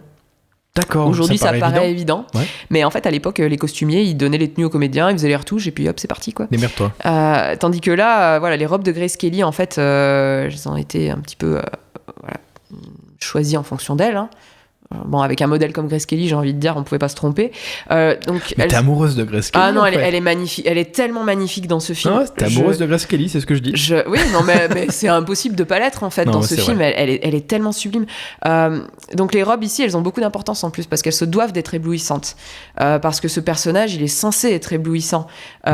Il faut qu'on comprenne pourquoi James Stewart ne la trouve pas équipée pour partir dans ses aventures, en fait. Exactement. Voilà. C'est sûr que voilà, quand on voit la magnifique robe, la première robe avec laquelle on la voit arriver chez lui, si on se dit que c'est ce qu'elle met pour passer la soirée tranquille dans un appart avec son chéri, ouais. Qu'est-ce qu'elle doit mettre quand elle assiste à une cérémonie quoi. Et lui, c'est en partie ce qu'il rejette en fait chez elle. Donc voilà, c'était la petite parenthèse sur les costumes. Je sais pas si tu avais aussi. Si, je vais rebondir exactement là-dessus sur Edith Head. Donc en fait, Hitchcock a collaboré avec elle pour vraiment, il a bossé dessus sur la conception des costumes pour que chaque personnage observé par Jeff ait des costumes qui permettent aux spectateurs de jamais se perdre. Très vite, on les identifie par rapport à ça, chose que j'avais pas spécialement remarqué. Mais c'est vrai. Vu que je me suis jamais perdu, j'imagine que ça a fonctionné dans mon inconscient. Et aussi pour que chaque vêtement reflète leur lien avec les persos principaux. Donc par exemple, Miss Lonely Heart, elle porte des tenues de couleur vert émeraude, déjà parce qu'on l'identifie clairement grâce à ça, mais en plus parce que ça rappelle la couleur de ce que porte justement Grace Kelly. Et du coup, ça raccorde avec ce que tu as dit tout à l'heure, c'est que les deux sont quelque part aussi seuls. Et si tu veux, j'ai marqué, donc on peut comprendre que le personnage de Miss Lonely Heart est lié à l'examen de la relation problématique entre Jeff Harris et Lisa dans le récit. C'est-à-dire que Grace Kelly, elle est à la fois Miss Torso et à la fois Miss Lonely Heart, en fait. Oui, très juste. Miss Torso, la danseuse très sexy. Donc Miss Torso, donc Mademoiselle Buste, en fait, littéralement, c'est comme ça qu'il l'appelle. D'accord. C'est sympa. Voilà, en gros, c'est une poitrine. Pour Jeff, en fait, Miss Torso, c'est une poitrine, quoi. C'est Mademoiselle Poitrine, quoi. Petit aparté, j'étais très surpris. Je vais pas dire que c'est sulfureux, mais un des premiers plans de la danseuse, c'est shot sur ses fesses, elle se penche en avant et genre t'as Jeff qui pour mate, l'époque quoi. Et j'étais là, attends, 54, on est juste après la Seconde Guerre mondiale, d'accord, ok, ok. C'est très sexy et pour l'époque. Ça passait à l'époque, ça me... quand elle décide de passer la nuit chez lui, quand Grace Kelly décide de passer la nuit chez Jeff et qu'elle arrive en sortant avec sa magnifique nuisette, oui. Pour l'époque, clairement, c'est dit clairement, on va coucher ensemble, quoi. Ouais. C'est ça qu'on nous dit, en fait. C'est vrai qu'il n'y a pas cette naïveté chez Hitchcock que j'arrive à voir dans des films où tout de suite tu te sens en retrait du film parce que tu te dis on est dans le cinéma, c'est naïf, c'est pas la vraie vie. Là, non, on a la danseuse en face, elle se penche, on voit ses fesses. Ouais, puis Jeff Matt. Ouais, et c'est. Tranquille. je me suis fait la remarque 54. C'est loin. Ouais. C'est pas à côté, là. On commence vraiment à être loin, quoi. Donc, je me dis. On est une époque où il y avait quand même beaucoup de. Enfin, il y a toujours du puritanisme, mais à l'époque, c'était quand même. Encore très puritanisme qui est en train de revenir, je trouve. Oui, oui, ça revient un peu. Est-ce qu'on ne devrait pas s'en inquiéter? Mais bref, c'est pas grave. Ouais, enfin, c'est pas le sujet, mais c'est vrai que je suis assez d'accord avec toi sur ce point-là. Bref. Mais c'est ce qui est intéressant sur le personnage de Grace Kelly. C'est-à-dire que, bon, alors, les personnes qu'on voit les voisins qu'on observe nous permettent de comprendre la relation que Jeff a au couple, mais ça nous permet aussi de comprendre qui est Grace Kelly. Oui. Parce que elle est à la fois Miss Torso, donc Mademoiselle Buste, cette femme. Mademoiselle Buste. Ouais, c'est très sexy. C'est vraiment sympa. Ce que ça veut dire torso, oui, en fait. Oui, c'est le torso. Hein. Donc en fait, anglais pour lui, c'est une paire de seins, en fait. Hein. Miss Torso, d'accord. Il l'appelle comme ça, tu penses? Ou c'est vraiment elle s'appelle Miss Torso dans le film? Non, il la surnomme comme ça. C'est lui qui la surnomme comme ça. Jeff, je te dis, il est un peu dégueulasse comme personnage. C'est pas un personnage que j'adore. Enfin, il est pas fait pour qu'on l'adore vraiment. Hein. Je pense qu'il a beaucoup de côtés très Et il est très égocentré, je trouve. Mais ouais. Et puis, alors, il arrive à le rendre attachant parce que c'est James Stewart. Oui. Parce que voilà, mais je veux dire, c'est quand même pas un personnage qui est franchement sympa, quoi. Et donc, Miss Torso, donc Mademoiselle Bus, Mademoiselle Torse, elle est très belle, elle est très sexy. Donc, Jeff, lui, il voit Grace Kelly comme ça. On a une scène où Miss Torso est entourée de plusieurs hommes. On dirait la reine des abeilles et ses bourdons. Hein, c'est une remarque qu'il fait. Totalement. Et il dit à Grace Kelly, ça. D'abord, on voit Miss Lonely Heart, donc Mademoiselle Solitaire, cœur solitaire. Et on la voit toute seule, en train de préparer à manger pour son amoureux imaginaire. Et il dit à Grace Kelly, voilà une chose dont tu n'auras jamais à te soucier. Parce que toi, ton appartement, il doit plus ressembler à celui de Miss Torso, où on la voit entourée de 5 ou 6 hommes, qu'à celui de Miss Lonely Heart. Et elle lui répond, parce que tu peux voir mon appartement d'ici, toi Exactement. Tu vois à quoi ressemble mon appartement d'ici. Et en fait, on comprend quand elle dit ça, qu'elle est sans doute beaucoup plus proche, malgré sa beauté, malgré l'aura qu'elle a, malgré la vie de luxe qu'elle mène, elle est sans doute beaucoup plus proche de la vie de Miss Lonely Heart que de la vie, donc de Miss Cœur Solitaire, que de la vie de Miss Torso, qui est entourée d'hommes et qui est un peu la reine des abeilles, quoi. Oui, complètement. Et je trouve ça très intéressant. Miss Torso, c'est pas mal ça, je l'avais raté ça. Et donc en fait, c'est marrant parce que l'enchaînement des plans à cette époque, à ce passage du récit est aussi intéressant. D'abord, on voit Miss Lonely Heart, donc Madame Cœur Solitaire. Ensuite, on voit Miss Torso, qui est entourée de tous ses prétendants. Ensuite, on voit les jeunes mariés qui sont amoureux. Et enfin, on termine sur les Thorwald, donc le couple qui se déteste et qui se dispute. Et je pense que ça, c'est vraiment le cheminement pensé de Jeff, en fait. Oui. C'est que, au début, c'est beau, c'est sympa, il y a la rencontre, on est amoureux, tout ça. Mais vite, on finit par avoir quelque chose de triste et qui rend tout le monde malheureux, quoi. D'accord. Et j'aimerais aussi revenir sur cette pratique de pur cinéma. Donc ce que Hitchcock appelait le pur cinéma, le show don't tell, c'est aussi quelque chose de tout à fait visible, je sais pas si ça peut se dire audible, dans la bande son. Alors ça, c'est une analyse de Gary Rydstrom, je sais pas si je dis son nom comme il faut. C'était le sound designer de Il faut sauver le soldat Ryan. D'accord. Qui était interviewé aussi sur les bonus du DVD. Et donc il analyse le son dans Fenêtre sur cour. D'abord, il nous dit, lorsqu'on voit Grace Kelly pour la première fois, la musique disparaît complètement. Oui, la musique, le son du moins. Le son. Je crois qu'il n'y a pas de musique à ce moment-là. Il n'y a pas de bruit. Je ne sais plus en fait. On a un gros plan sur son visage, oui. Jeff se réveille et il voit le magnifique visage de Grace Kelly. On ne sait plus s'il rêve ou pas d'ailleurs. On dirait un ange, quoi. C'est très très beau. Ça m'a beaucoup marqué, cette façon de filmer. Ce gros plan est magnifique. Et donc, on n'a pas de son. Petit à petit, dans cette scène, on commence à entendre de la musique, mais c'est des gammes en fait. C'est la chanson qui est en cours d'écriture. En face donc dans les appartements d'en face, il y a aussi un compositeur. Oui, très juste. Et donc, ce compositeur est en train de composer la chanson. Donc, la première scène avec Grace Kelly, quand elle lui apporte le repas, on n'entend que des gammes. C'est une chanson pas tout à fait terminée. Ouais. Alors là... On a des bribes de chansons, mais voilà. Ça représente ce que Jeff ressent pour Lisa, c'est-à-dire qu'il n'est pas sûr. Il réfléchit encore à la suite qu'il veut donner à cette relation. Quand Grace Kelly s'introduit dans l'appartement du meurtrier, donc c'est-à-dire le moment où vraiment elle prend un gros risque, et elle décide carrément d'aller fouiller chez lui. C'est un moment plein de tension. C'est extrêmement stressant pour le spectateur et pour Jeff, parce qu'on ne sait pas. On voit qu'en plus le meurtrier est en train de revenir. Ouais. Et on se dit, elle va se faire... il va la choper et probablement il va la tuer. Ouais. Donc c'est un moment plein de tension et de suspense qui est en complète opposition avec la musique qu'on entend. À ce moment-là, on entend la musique... donc composée par le compositeur, qui cette fois-ci est terminée. C'est une musique très romantique et très agréable, et d'ailleurs elle s'appelle Lisa, cette chanson. D'accord. Le nom du personnage de Grace Kelly dans le film. Donc quand le meurtrier revient chez lui, on entend cette musique très romantique et très belle, et la bande-son traduit vraiment les sentiments de Jeff. C'est-à-dire que là, il est tombé amoureux d'elle parce qu'elle prend des risques, parce qu'elle correspond à l'idéal qu'il voudrait avoir.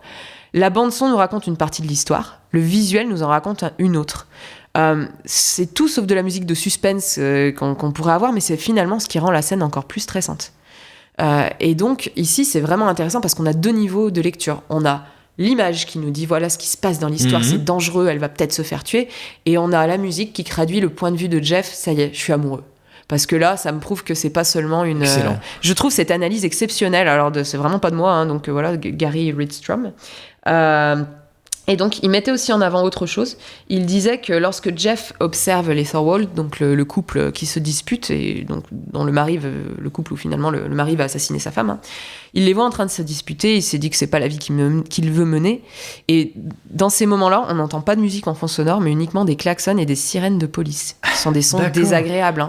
Et là encore, ça traduit le point de vue de Jeff. C'est sans doute pas anodin, je suis sûr que c'est voulu par Hitchcock. Ils disent que Hitchcock était très impliqué dans le son et dans les musiques de ses films, et qu'il allait même jusqu'à inscrire ce genre de détails dans les scripts. D'accord. Pour dire, voilà, à ce moment-là, on entend telle chose. Donc c'est le degré de précision qu'il avait. Quoi. Oui, non, mais c'est ça, c'est un contrôle fric sur ces films, je pense, total. Et c'est ce qu'il faut. Enfin, de mon point de vue, c'est ce qu'il faut. C'est ce qui fait que ça rend quelque chose d'exceptionnel. C'est pas pour rien que les plus grands réals, quand t'analyses, c'est les mecs qui prévoient tout, qui pensent à tout, qui rien ne laisse au hasard. Exactement. Tout était storyboardé aussi, enfin... Ça paraît tout à fait... voilà, quoi. Par rapport au fait que, encore une fois, que Jeff regarde les voisins, ce qui est intéressant, c'est qu'on voit jamais les choses qu'il regarde autrement que par la possibilité physique qu'il a de les regarder. Je trouve ça super intéressant. On est toujours du point de vue d'un mec en fauteuil, avec le même axe. On n'est jamais tellement ou très en plongée ou très en contre-plongée ou autre. Et petite remarque par rapport à l'appareil photo qu'il utilise et aux jumelles. L'objectif qui fixe, alors ça c'est pour pinailler, mais l'objectif qui fixe sur son appareil photo, ça semble être un 400 mm. Et il le tient à la main, et les plans qui en résultent, qu'on voit nous spectateurs, sont des plans très stables, très fixes. Au 400 mm à la main, on devrait avoir un truc qui secoue, mais monstrueusement, qui serait inutilisable. Enfin, je pense que tu le tiens à la main tellement ça tremblerait.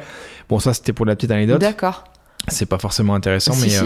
Et par rapport aux jumelles, encore une fois, les jumelles et l'appareil photo sont un peu comme une caméra dans le film, c'est-à-dire que qu'est-ce qui va nous permettre de zoomer au plus près des personnages, de les voir plus proches, c'est ce que Jeff peut mettre en avant, comment dire, peut utiliser physiquement, qu'est-ce qu'il a en sa propre possession pour nous le montrer. C'est pas nous qui on va regarder Jeff. Et le plan d'après va nous montrer, je sais pas moi, Thorwald en gros plan.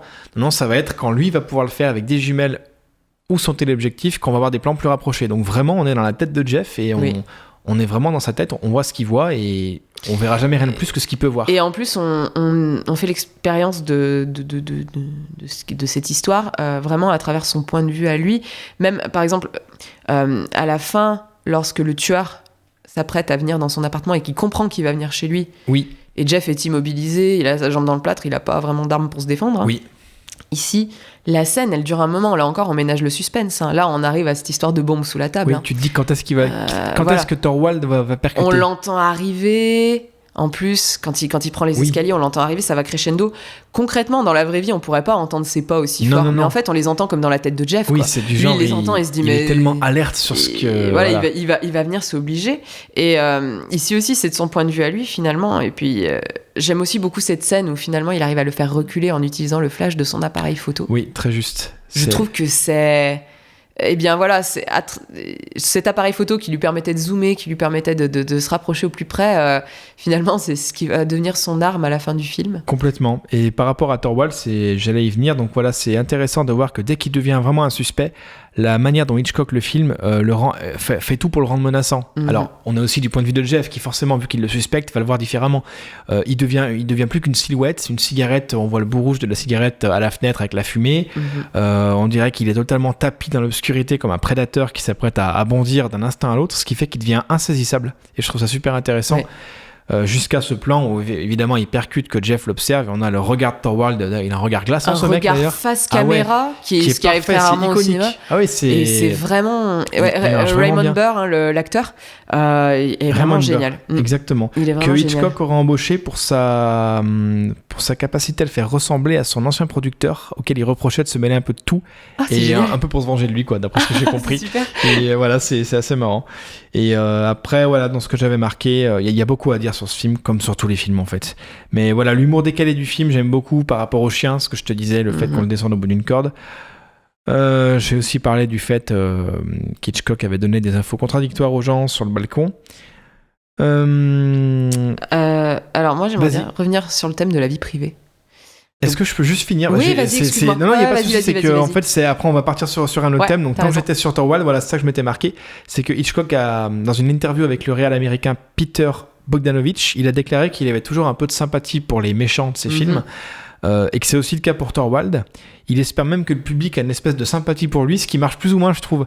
Quand à la fin, il dit à Jeff, mais qu'est-ce que vous me voulez Qu'est-ce que vous voulez? C'est Jeff qui devient presque le prédateur, c'est Jeff qui est dans l'obscurité comme un prédateur, qui fait l'espace d'une seconde, on peut se dire, mais c'est vrai, qu'est-ce qu'il est... Enfin, de quoi il s'est mêlé? Je dis pas qu'il a eu raison de tuer sa femme. Bon, oui, quand même. Voilà, on est bien d'accord. Tuer sa femme, c'est mal. Voilà. On le dit, hein, c'est notre position officielle là-dessus. Tuer sa femme, c'est mal. Position officielle, voilà, parce qu'il faut faire attention à ce qu'on dit aujourd'hui. Il faut éviter les blagues douteuses. Donc, évidemment que c'est un meurtrier qui n'a aucune excuse, mais en fait, l'espace d'une seconde, on se dit, mais en fait, oui, il s'est fait traquer par Jeff quelque part. Du point de vue de Thorwald, il s'est fait traquer. Et Jeff est une menace. Et l'espace de quelques secondes, on se dit, c'est vrai qu'en fait... Hitchcock trouve que pendant un moment on peut se dire que Jeff est un salaud, et après tout Thorwald s'occupait de ses propres affaires, certes meurtrières, mais sans se mêler de la vie des autres. Alors c'est un peu capillotracté, mais il me fait quand même un peu de peine, ce personnage, parce qu'il vit une vie misérable, hein. Sa femme est alitée, donc il est obligé de s'en occuper. Très juste.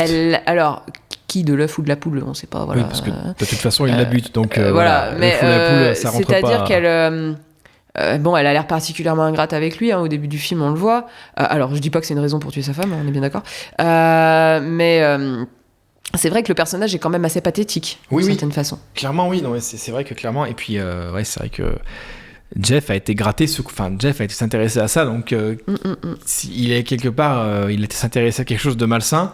Il a toutes les autres fenêtres à regarder, et c'est sur celle-là qu'il était bloqué, parce qu'il fallait qu'il rentre, comme tu as dit, dans l'action, qu'il aille gratter, qu'il aille, voilà. Et après, je te laisserai parler. Tu voulais aborder un sujet précis, mais par rapport à Thorwald, oui, tu parlais de l'effet du flash à la fin. C'était un peu dans les défauts que je m'étais marqué sur le film. C'est qu'il y a quand même... ma tablette me fait n'importe quoi, je vais y arriver. Je trouve que ça a assez mal vieilli, quand même, visuellement, certains effets, notamment l'effet de l'appareil photo. Alors, la chute à la fin, c'est une catastrophe. Je sais pas. Ouais, la chute, c'est une catastrophe. Ouais, ça pique un peu, mais bon, heureusement, c'est court. Quoi. Et par rapport au Flash, il y a une anecdote assez intéressante, c'est que les membres de l'équipe se sont mis dans une pièce sombre et se sont exposés volontairement à des flashs lumineux, et ils ont tous décrit en fait des espèces de ronds qui allaient en expansion, de couleur orangée. C'était pas du tout ce qui était prévu par John P. Fulton, au départ le superviseur des effets spéciaux, mais il a pris ces remarques en compte pour faire un effet qui retranscrive un peu ce qu'ils avaient vu. Donc même si ça fait un peu fake, un peu surfait, tu te dis c'est intéressant de savoir qu'ils ont qu'ils ont suivi l'expérience de gens qui ont vécu ça. Oui, c'est pas mal. Et concernant la chute, c'est quelque chose, j'ai marqué que c'est quelque chose c'est un peu devenu une marque de fabrique chez Hitchcock, les plans sur la chute comme ça, qu'on a notamment pu voir à plus grande échelle, Vertigo, ou la 5e colonne en 42, La mort aux trousses en 59. Par contre, oui, là, c'est visuellement, je me suis dit, oh putain, tout le film, ça pique. Tout le film, tu peux te dire, c'est très bien fait. Là, ça pique, tu sais, ah ouais, d'accord, c'est un vieux film. Et j'ai pas non plus, je voulais te demander si c'était un défaut de Univers Ciné, la plateforme sur laquelle je l'ai regardé, ou si c'est vraiment dans le film. À la fin, j'ai l'impression que certains plans sont accélérés. Quand les flics arrivent, tout le monde court. Oui, j'ai eu cette impression aussi. Non, c'est accéléré. Je pense que ça doit être le cas. Ouais. Et j'ai pas compris cette volonté d'Hitchcock d'accélérer, parce qu'il n'y a pas besoin. Enfin, les plans suffisent pour accélérer le rythme. Hitchcock, il pensait aussi que, en gros, quand tu arrives à la fin de ton film, faut finir le plus vite possible. Ah, d'accord. D'accord, on va pas embêter le public avec à épiloguer. Ah bah c'est exactement l'impression que j'ai eue, c'est du genre, oh mec, 50 ans, voilà, maintenant on sait que c'est le tueur, voilà, hop, il s'en sort, allez, petit plan sur Grace Kelly, ciao. Parce que je me suis dit, mais c'est quand même dommage, ça fait... Tout le reste fait tellement réaliste et bien fait, alors la chute, je peux excuser, ça a été un effet spécial de l'époque. Ouais. Mais alors l'accélération, je dis, attends, on n'est pas dans Mad Max Fury Road là, qu'est-ce qui se passe? Calmez-vous les mecs.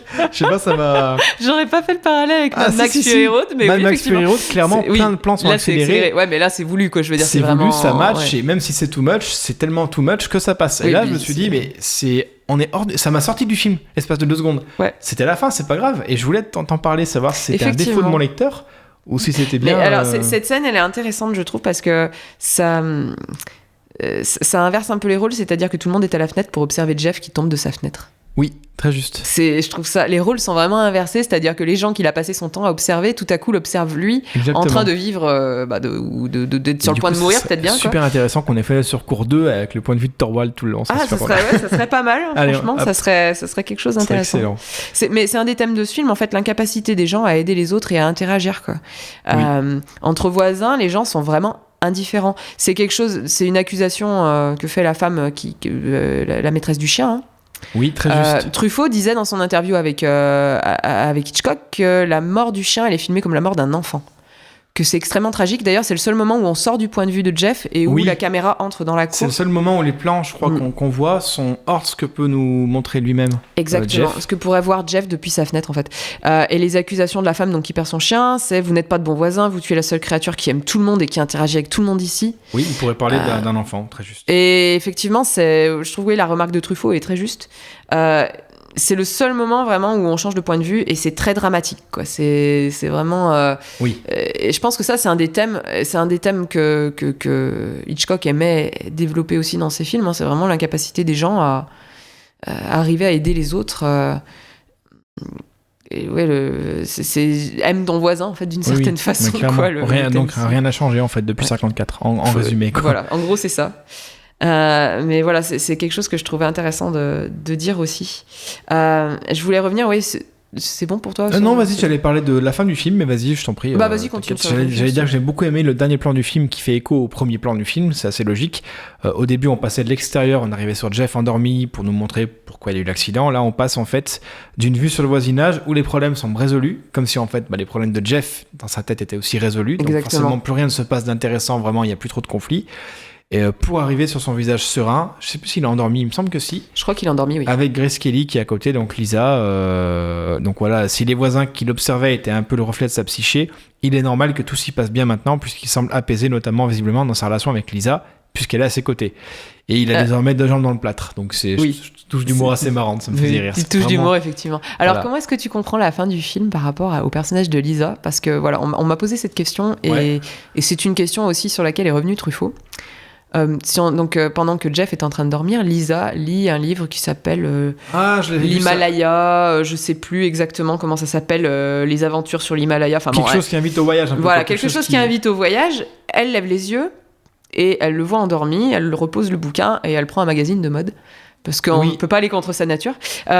Et donc, la grosse question, c'est est-ce que cette fin est cynique ? Est-ce que ça veut dire que finalement... certes, il est amoureux, mais que ça va faire un déjeuner de soleil parce que un déjeuner de soleil. Je la connais pas celle-là. Ça veut dire que ça va durer 2 secondes, quoi. D'accord. En gros, ils vont rompre d'ici peu parce que elle va contre sa nature et que finalement c'est pas qui elle est de voyager. Elle, non, c'est la mode et pour le moi, luxe. n'importe qui, tu ne changes pas, tu évolues et tu peux pas changer qui t'es au fond. Voilà. Mais du coup, parce que beaucoup de gens disent voilà, c'est une fin très cynique en fait.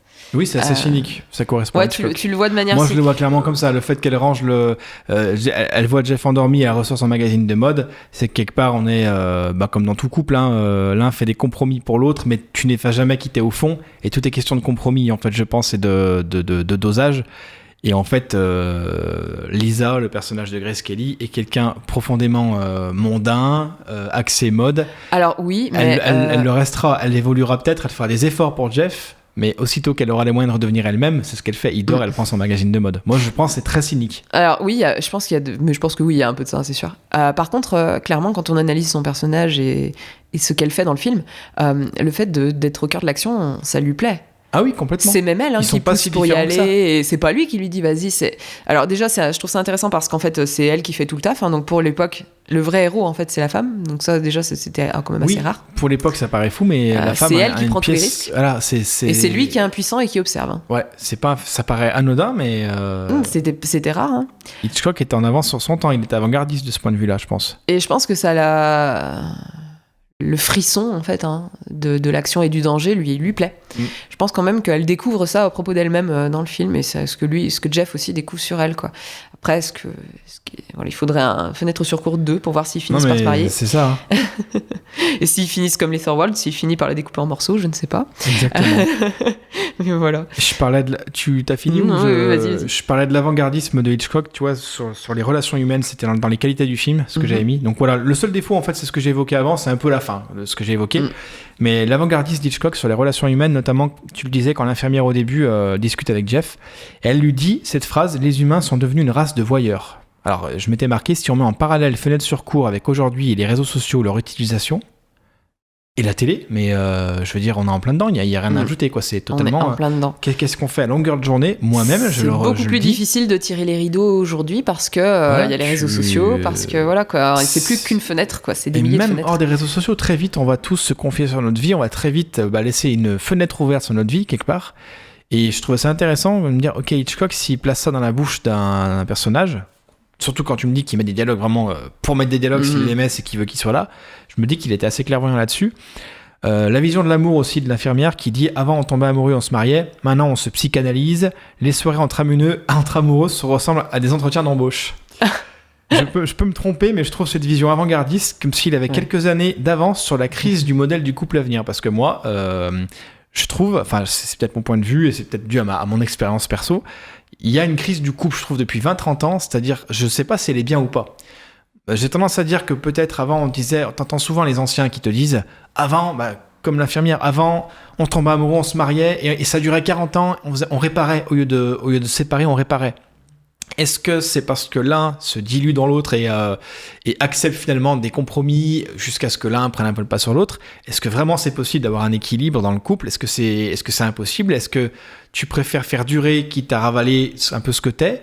Ou est-ce que c'est possible de rester 70 ans ensemble en restant soi-même parce que t'as trouvé l'âme sœur? Et je trouve assez intéressant qu'à l'époque, il avait ce cynisme-là, Hitchcock. C'est pour ça que je pense que la fin est très cynique avec Grace Kelly. Il y croit pas vraiment à ce couple. Il sait qu'il y croit, mais qu'au fond, ils sont pas pareils, tu vois. Mais est-ce que ça pourra durer ou pas, je sais pas. Et voilà, la petite note que je m'étais mise, c'est par rapport à la voisine seule, Miss Lonely Hearts. D'un point de vue contemporain, tu vois, est-ce que c'est pas un peu... J'y reviens encore, c'est notamment parce que toi, tu m'avais mis cette idée-là en tête, que c'était un peu les réseaux sociaux améliorés, fait les surcours, enfin une image des réseaux sociaux.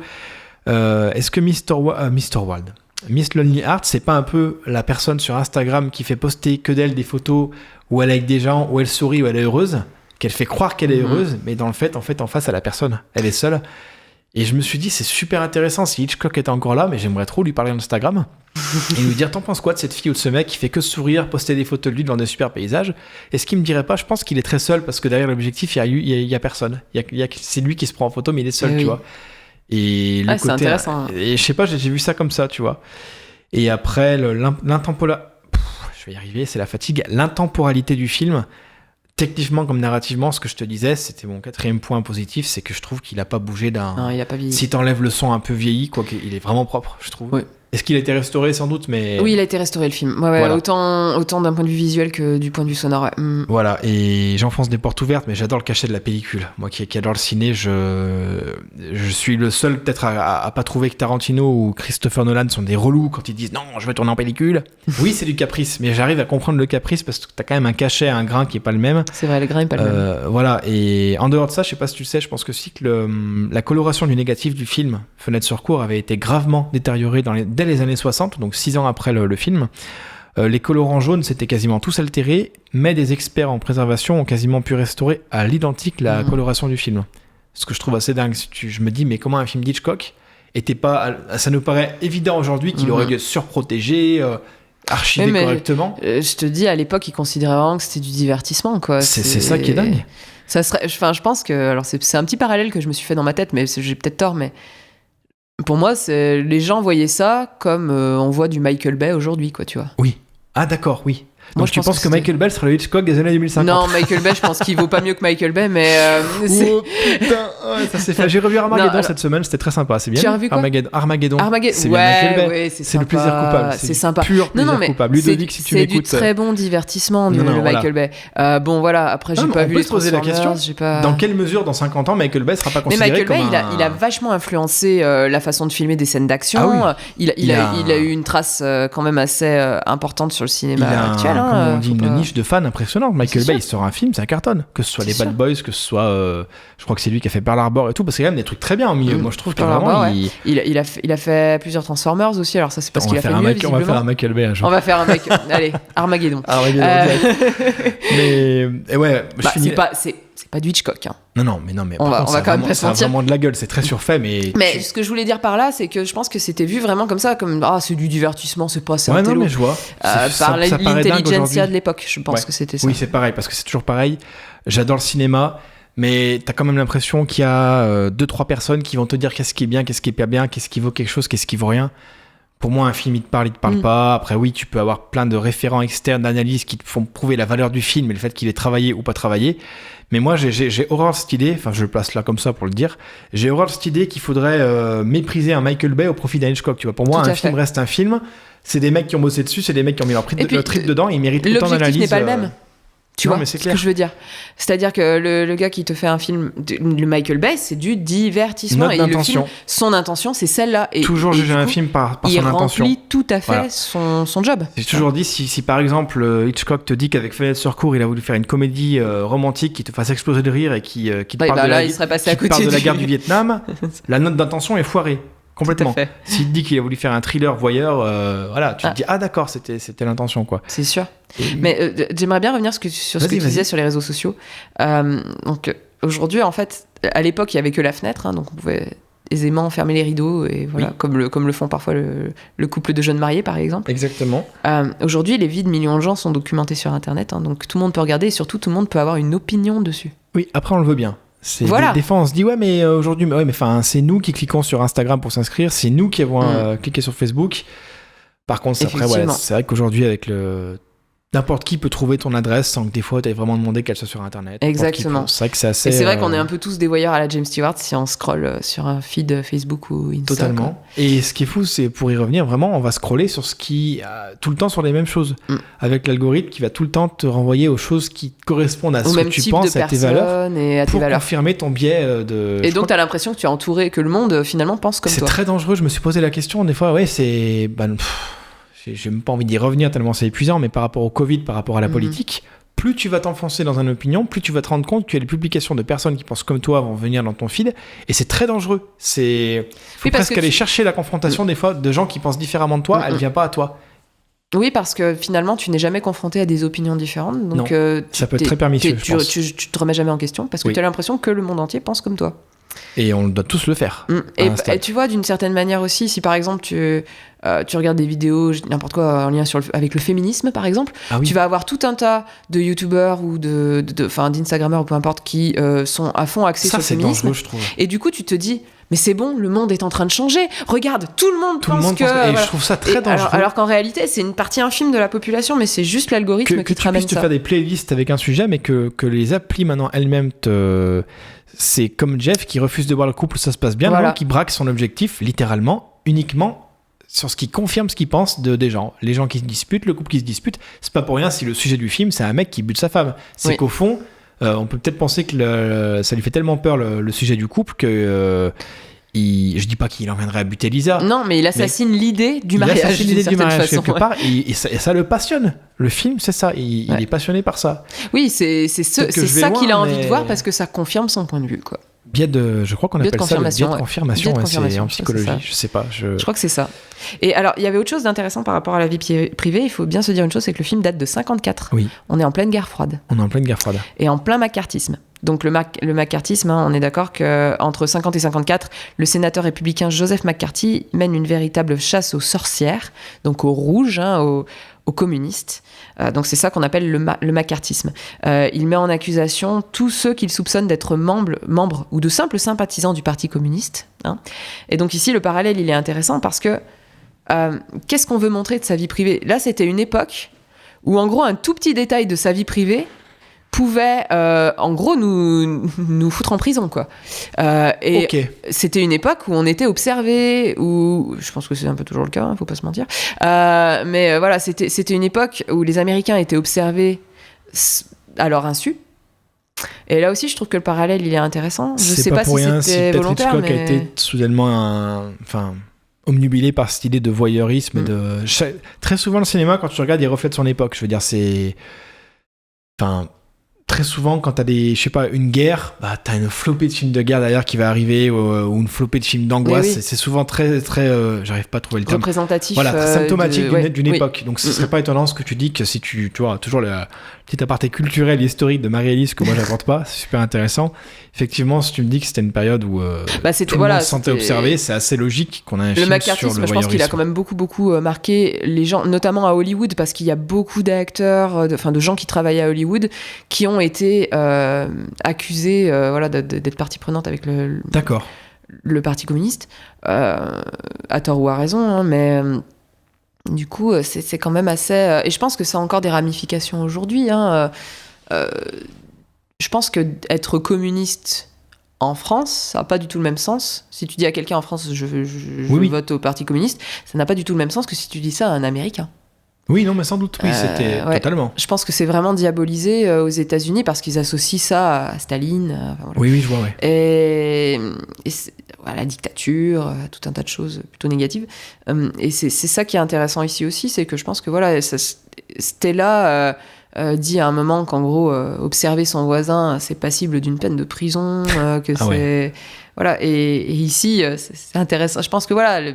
Peut-être que le sous-titre était là aussi, ça voulait peut-être dire quelque chose. On nous observe. Ça devait vraiment parler aux gens à l'époque, du coup. Encore plus quelque part. Même à un niveau inconscient, je pense que ça doit être intéressant. J'aurais trop aimé voir des Hitchcock à l'époque, quoi. Oui. Les voir au ciné, ça aurait été... Enfin, ça se trouve, je me serais dit, c'était un bon divertissement et je me serais cassé, quoi. On se serait peut-être pas posé tant de questions. Moi, j'avoue que Fenêtre sur cour, pour vraiment que je le comprenne et pour que je comprenne toute cette notion de les pensées du personnage à travers ce qu'il observe... qui est quand même, à mon avis, la qualité la plus importante du film. Si j'avais pas écouté des analyses et si j'avais pas été gratté un peu, je pense que je serais même complètement passé à côté, en fait. Ouais. Hein. C'est pas, on se laisse porter par l'histoire, on a envie de savoir si réellement il y a eu un meurtre, parce qu'il y a rien qui nous laisse penser que c'est le cas. On peut penser pendant tout un temps que Jeff est juste un gros parano. Et voilà, on est pris par l'histoire, par le suspense. Mais c'est vrai que c'est en ça que c'est absolument génial et que c'est de l'art. Et pas seulement du divertissement, pour le coup, parce que le film est hyper prenant. On a envie de savoir la suite, mais j'avoue que tu t'ennuies pas devant. Enfin, oui. Peut-être qu'après, c'est pas un film fait pour vous si vous le regardez, mais vraiment, moi, tu te laisses porter, t'arrives à la fin, tu fais, bon, ok, j'ai pas eu le temps passer. Ouais. C'est vraiment un bon film en soi, quoi. Non, je veux dire. Clairement, c'est un excellent film. Il remplit son objectif de divertissement, mais à côté de ça, il y a tellement de maestria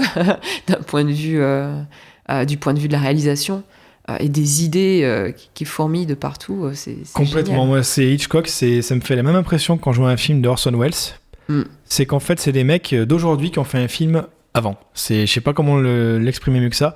Sa caméra, t'as l'impression qu'elle a aucune contrainte limite ou physique. Au début, elle vole, tu t'es demandé, on est où là ? On est sur une grue, ils sont sur un travelling, on est sur une caméra épaule, j'arrive pas à mettre le doigt dessus.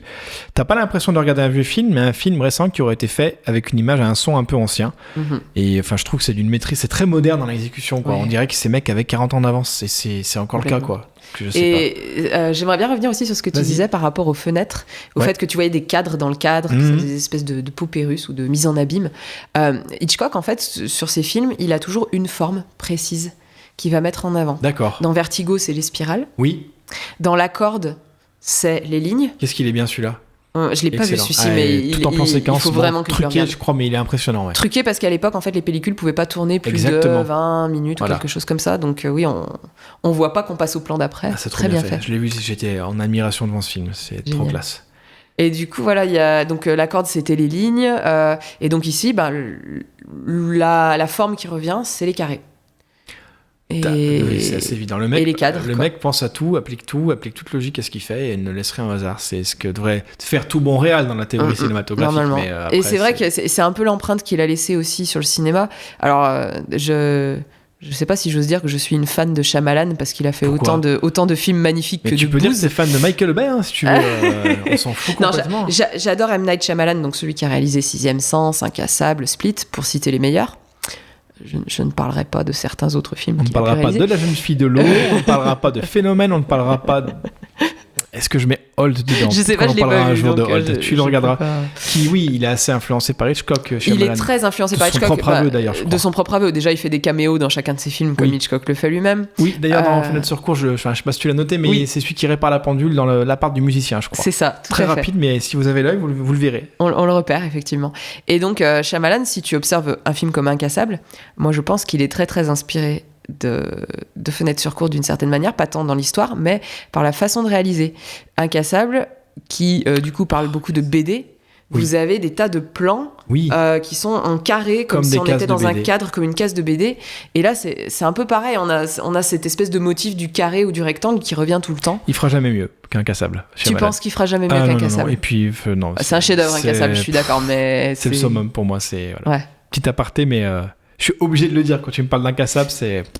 On l'abordera un jour, je pense, Incassable. Ouais, ça serait intéressant. Mais c'est vrai que oui, c'est très... Non, quand tu le dis, c'est très... Même dans le rythme, même dans le suspense qu'il installe. Voilà, la façon dont c'est fait. Et de son propre aveu, il est très fan d'Hitchcock et il s'en est beaucoup inspiré. Ah oui, ça se voit. Et c'est clair, quoi. Et je voulais aussi revenir sur le fait que le film, là, Fenêtre sur cour, il a inspiré beaucoup d'autres films et beaucoup d'histoires. Récemment, j'ai lu un livre qui était plutôt sympa, qui s'appelle La femme à la fenêtre de A.J. Finn. Oui, je l'ai pas vu. Alors, j'ai pas vu le film, j'ai lu le livre. Il faudrait que je regarde le film, l'adaptation. Mais voilà, c'est très très inspiré par Fenêtre sur cour. Le personnage lui-même le cite dans le film, dans le bouquin. Je sais pas dans le film, mais dans le bouquin, en tout cas, elle est fan de vieux films. Et à un moment, on parle d'Hitchcock et notamment de Fenêtre sur cour. Et tu disais ça, j'avais vu un film qui était vachement bien, mais qui d'office, quand je l'ai vu, m'avait rappelé Fenêtre sur cour. C'était Paranoïaque avec Shia LaBeouf. Et voilà, c'est dingue, hein, même je sais pas du tout comment on prononce. Je m'étais entraîné sur ma vidéo sur Pieces of a Woman au début de la chaîne, et ben j'arrive plus à le prononcer. Désolé Shia, vraiment. Bon, je suis navré. Shia, toutes nos excuses. Donc c'était de DJ Caruso le film. En fait, tu vois, je suis transparent, je suis en train de regarder sur Wikipédia. Ils disent que c'est littéralement une adaptation de Fenêtre sur cour. En fait, je savais pas que c'était quasiment officiel. Et où c'est donc Shia LaBeouf, je crois, qui est mobilisé aussi, qui observe un meurtre en face. Mais c'est quand même bien fait, je m'étais dit, je me suis laissé prendre, quoi. Mais on n'avait pas du tout cet aspect comme si le personnage était bloqué dans un fauteuil, c'était moins intéressant. Mais il y a une quantité de films, en fait, qui au fond s'inspirent de ça. On peut parler de Blowout avec Travolta, je sais pas si tu l'as vu. Je l'ai pas vu, celui-là. Qui est un mec, ça revient... Je dis pas que c'est le même schéma, mais un peu qui est un preneur de son, qui capte un son, en fait, il enregistre un meurtre. D'accord. Et il se met à analyser la bande, il est persuadé qu'il y a quelqu'un qui s'est fait tuer, et il mène toute une enquête dessus. Ne regardez pas la VF. Travolta est doublé par Depardieu. Sérieusement ? Je te jure. Ils ont osé ? Ils ont osé, c'est pas possible. Alors, je t'explique, t'as Travolta qui est là. Je suis sûr que quelqu'un a été tué. Oh. Et t'es là, non, c'est pas possible, arrêtez. Je te jure, j'ai dit à mes parents, non mais on va mettre la VO. Quand on l'avait regardé et on avait que la VF, du coup je peux pas te dire que j'ai aimé le film, c'est pas possible. Ok, là j'ai eu une image mentale. Oui, Travolta qui voit Depardieu. C'était très pote en plus. Je vois Depardieu habillé en Danny Zuko de Grise en train de danser avec Olivia Newton-John. Et donc voilà, je m'éloigne un peu, mais Blowout c'est un peu le même schéma. Un mec qui est persuadé qu'un meurtre a eu lieu, et qui se fie qui va écouter son son et tout. Donc je pense que c'est tous des thèmes qui découlent d'Hitchcock. De toute façon, tout découle de tout. Au final, quand tu as eu des pionniers comme Hitchcock, à l'époque des grandes heures, des pionniers comme Hitchcock, des mecs comme François Truffaut, des mecs... tout découle un peu d'eux, c'est assez logique. C'est obligé. Rien ne se perd, tout se transforme. Ils ont inventé un langage visuel qui est tellement efficace que forcément... Et puis il y a un stade de ciné à ses limites. Je veux dire, quand tu as tout exploité, tout est une redite de tout. Ça me fait toujours rire quand on dit « Ah, mais... le sujet est pas original. » Une création pure. Pour moi, il n'y a pas de film originaux, il n'y a qu'un traitement original. C'est-à-dire que... Voilà. Je sais pas, qu'est-ce qu'il fait Aronofsky ? J'ai Aronofsky en tête. Tous ces films, t'as le thème de l'obsession dedans. Oui. En fait, chaque réal va tout le temps parler quasiment de la même chose quand tu regardes bien l'histoire du ciné, mais d'une façon différente. C'est dans la manière de l'aborder que ça va résider l'originalité, quoi. C'est-à-dire que toutes les histoires ont déjà été racontées. Qu'on le veuille ou non, j'explose toujours de rire quand je dis ce film, il est, quand on parle de création pure, pour moi, ça n'existe pas, c'est une hérésie. La création pure n'existe pas. Tu vas tout le temps t'inspirer de quelqu'un, même si c'est inconscient, de t'inspirer peut-être de ton éducation, de ta religion, de la société où tu as grandi, de l'histoire, de ce qui a été fait avant toi. Je veux dire, la création pure, même des mecs qui ont créé le cinéma se sont peut-être inspirés de la peinture avant ou d'arts anciens qui eux-mêmes sont inspirés, je dirais une connerie, des premiers dessins dans les grottes, tu sais. Oui, c'est sûr. Et enfin là, je vais loin. Mais c'est sûr que pour la lecture d'images, si tu fais un peu de lecture d'images et que tu regardes un peu des plans dans les films, c'est clairement inspiré des peintures et totalement. Et de avec la photographie, tout la photo, c'est obligatoire. La composition de la photographie, tu l'appliques au cinéma, t'as la même règle des tiers, t'as la notion de profondeur de champ, t'as la notion de plongée, contre-plongée. Enfin, c'est un peu la base. C'est un peu la base, quoi. Donc des mecs comme Hitchcock, ils ont posé les bases que dans 300 ans, si on existe encore. C'est peut-être mal barré vu là. Mais bon, dans 300 ans, tu auras encore peut-être des films, si on les connaît sous leur support actuel, et on va encore te dire, ah mais Hitchcock l'avait fait avant. Donc voilà. C'est sûr. Je sais pas si t'as un petit peu fini par rapport au film. Oui, je pense que j'ai fait le tour de. Moi, je voulais faire un petit dire. aparté comme je me suis mis à le faire il y a quelques podcasts sur comment le film a été reçu. Donc, il a été nominé 4 fois aux Oscars en 55 pour meilleur réalisateur, meilleur scénario adapté, meilleur son et meilleure photographie, et une nomination pour le meilleur film aux BAFTA Awards en 55. Mais malgré toutes ces nominations et son relatif succès au box-office, il a même pas été nommé dans la section meilleur film. Donc, on revient un peu à ce que tu dis, c'est qu'à l'époque, c'était pas très très considéré comme style. Ni même meilleur acteur, ni même meilleur décor, alors que le décor, enfin excuse-moi, ni même meilleur costume, quoi, à la limite, vu le taf sur les costumes. Donc en France, il a fait 2 49 000 entrées, sachant que voilà, on a l'habitude de dire qu'en France, en tout cas aujourd'hui, 1 million d'entrées, c'est déjà excellent pour un film, donc c'est très honorable pour l'époque, je pense. Il a fait 26 105 286 $ de recettes aux States pour 1 million de budget, donc c'est rentable. Hein. C'est rentable, je crois qu'il c'est rentable à 2000%, quelque chose comme ça, j'avais vu. Et après, j'aime bien donner, pour vous qui nous écoutez, si je sais pas si vous vous basez un peu sur des sites comme Allociné, IMDb, Rotten Tomatoes au Sens Critique, pour vous dire, tiens, cette note, ça va faire que je vais le regarder. Il est à 4,4 sur 5 sur Allociné en note spectateur. Donc au 1er novembre 2021, date à laquelle j'ai regardé, il est à 3,9 sur 5 en note presse. Donc tu vois que la presse aime moins le film que les gens, c'est assez dingue. On est quand même incroyable. À 0,6 de moins, quoi. Sur IMDb, il a 8,5 sur 10. Donc c'est, voilà, je sais qu'IMDb, quand un film est déjà à 6 ou 7, je le trouve souvent assez bien. Ouais. Voilà. Rotten Tomatoes, il est à 95% en audience score, donc ce qui est, j'ai pas besoin de le dire, ce qui est excellent. Vraiment, surtout que Rotten Tomatoes, c'est les plus. Ah ouais, c'est. En général, ils sont virulents. C'est très très représentatif et très virulent, ouais. Et Sens Critique, il est à 8,2 sur 10. Sens Critique que j'utilise personnellement, en fait, tu peux noter tes films et ça te montre aussi combien de films tu as vu dans ta vie. J'ai halluciné, moi, c'est monstrueux. Donc il est à 8,2 sur 10. Et c'est toi qui m'as suggéré ça, je crois, où les gens pouvaient le visionner. Alors, oui, parce que souvent j'ai des questions en fait de personnes, de collègues ou d'amis qui me demandent où on peut le voir. Ou bah ouais, t'as fait un podcast sur tel film, mais moi je l'ai pas vu. Où est-ce que je peux le voir? Donc voilà, c'est pas pour faire de la pub ou quoi que ce soit. Donc mais... à l'instant T de ce podcast, à l'heure où on vous parle, il est disponible sur les plateformes La Cinétech, Viva, Univers Ciné, Filmo TV, Canal VOD et Orange. Et souvent on peut le louer. Moi je l'ai loué sur Univers Ciné pour il est dispo 2 jours pour 3€. C'est pas si vraiment on veut voir un film, ça reste abordable, quoi. C'est exactement. Pas, voilà. Et moi j'ai dû l'acheter, je pense que je l'ai commandé sur la Fnac ou quelque chose comme ça. Oui, on peut le trouver à peu près partout. J'ai dû le payer à 7 ou 8 balles, c'est pas, et c'était une édition avec deux DVD, des bonus. D'accord. Non mais franchement, en DVD on trouve tout, quoi. Et la petite anecdote par rapport au fait de où visionner les films, c'est que ce film il fait partie des 5 de Hitchcock qu'il a été impossible de voir pendant 30 ans, je sais pas si tu le sais.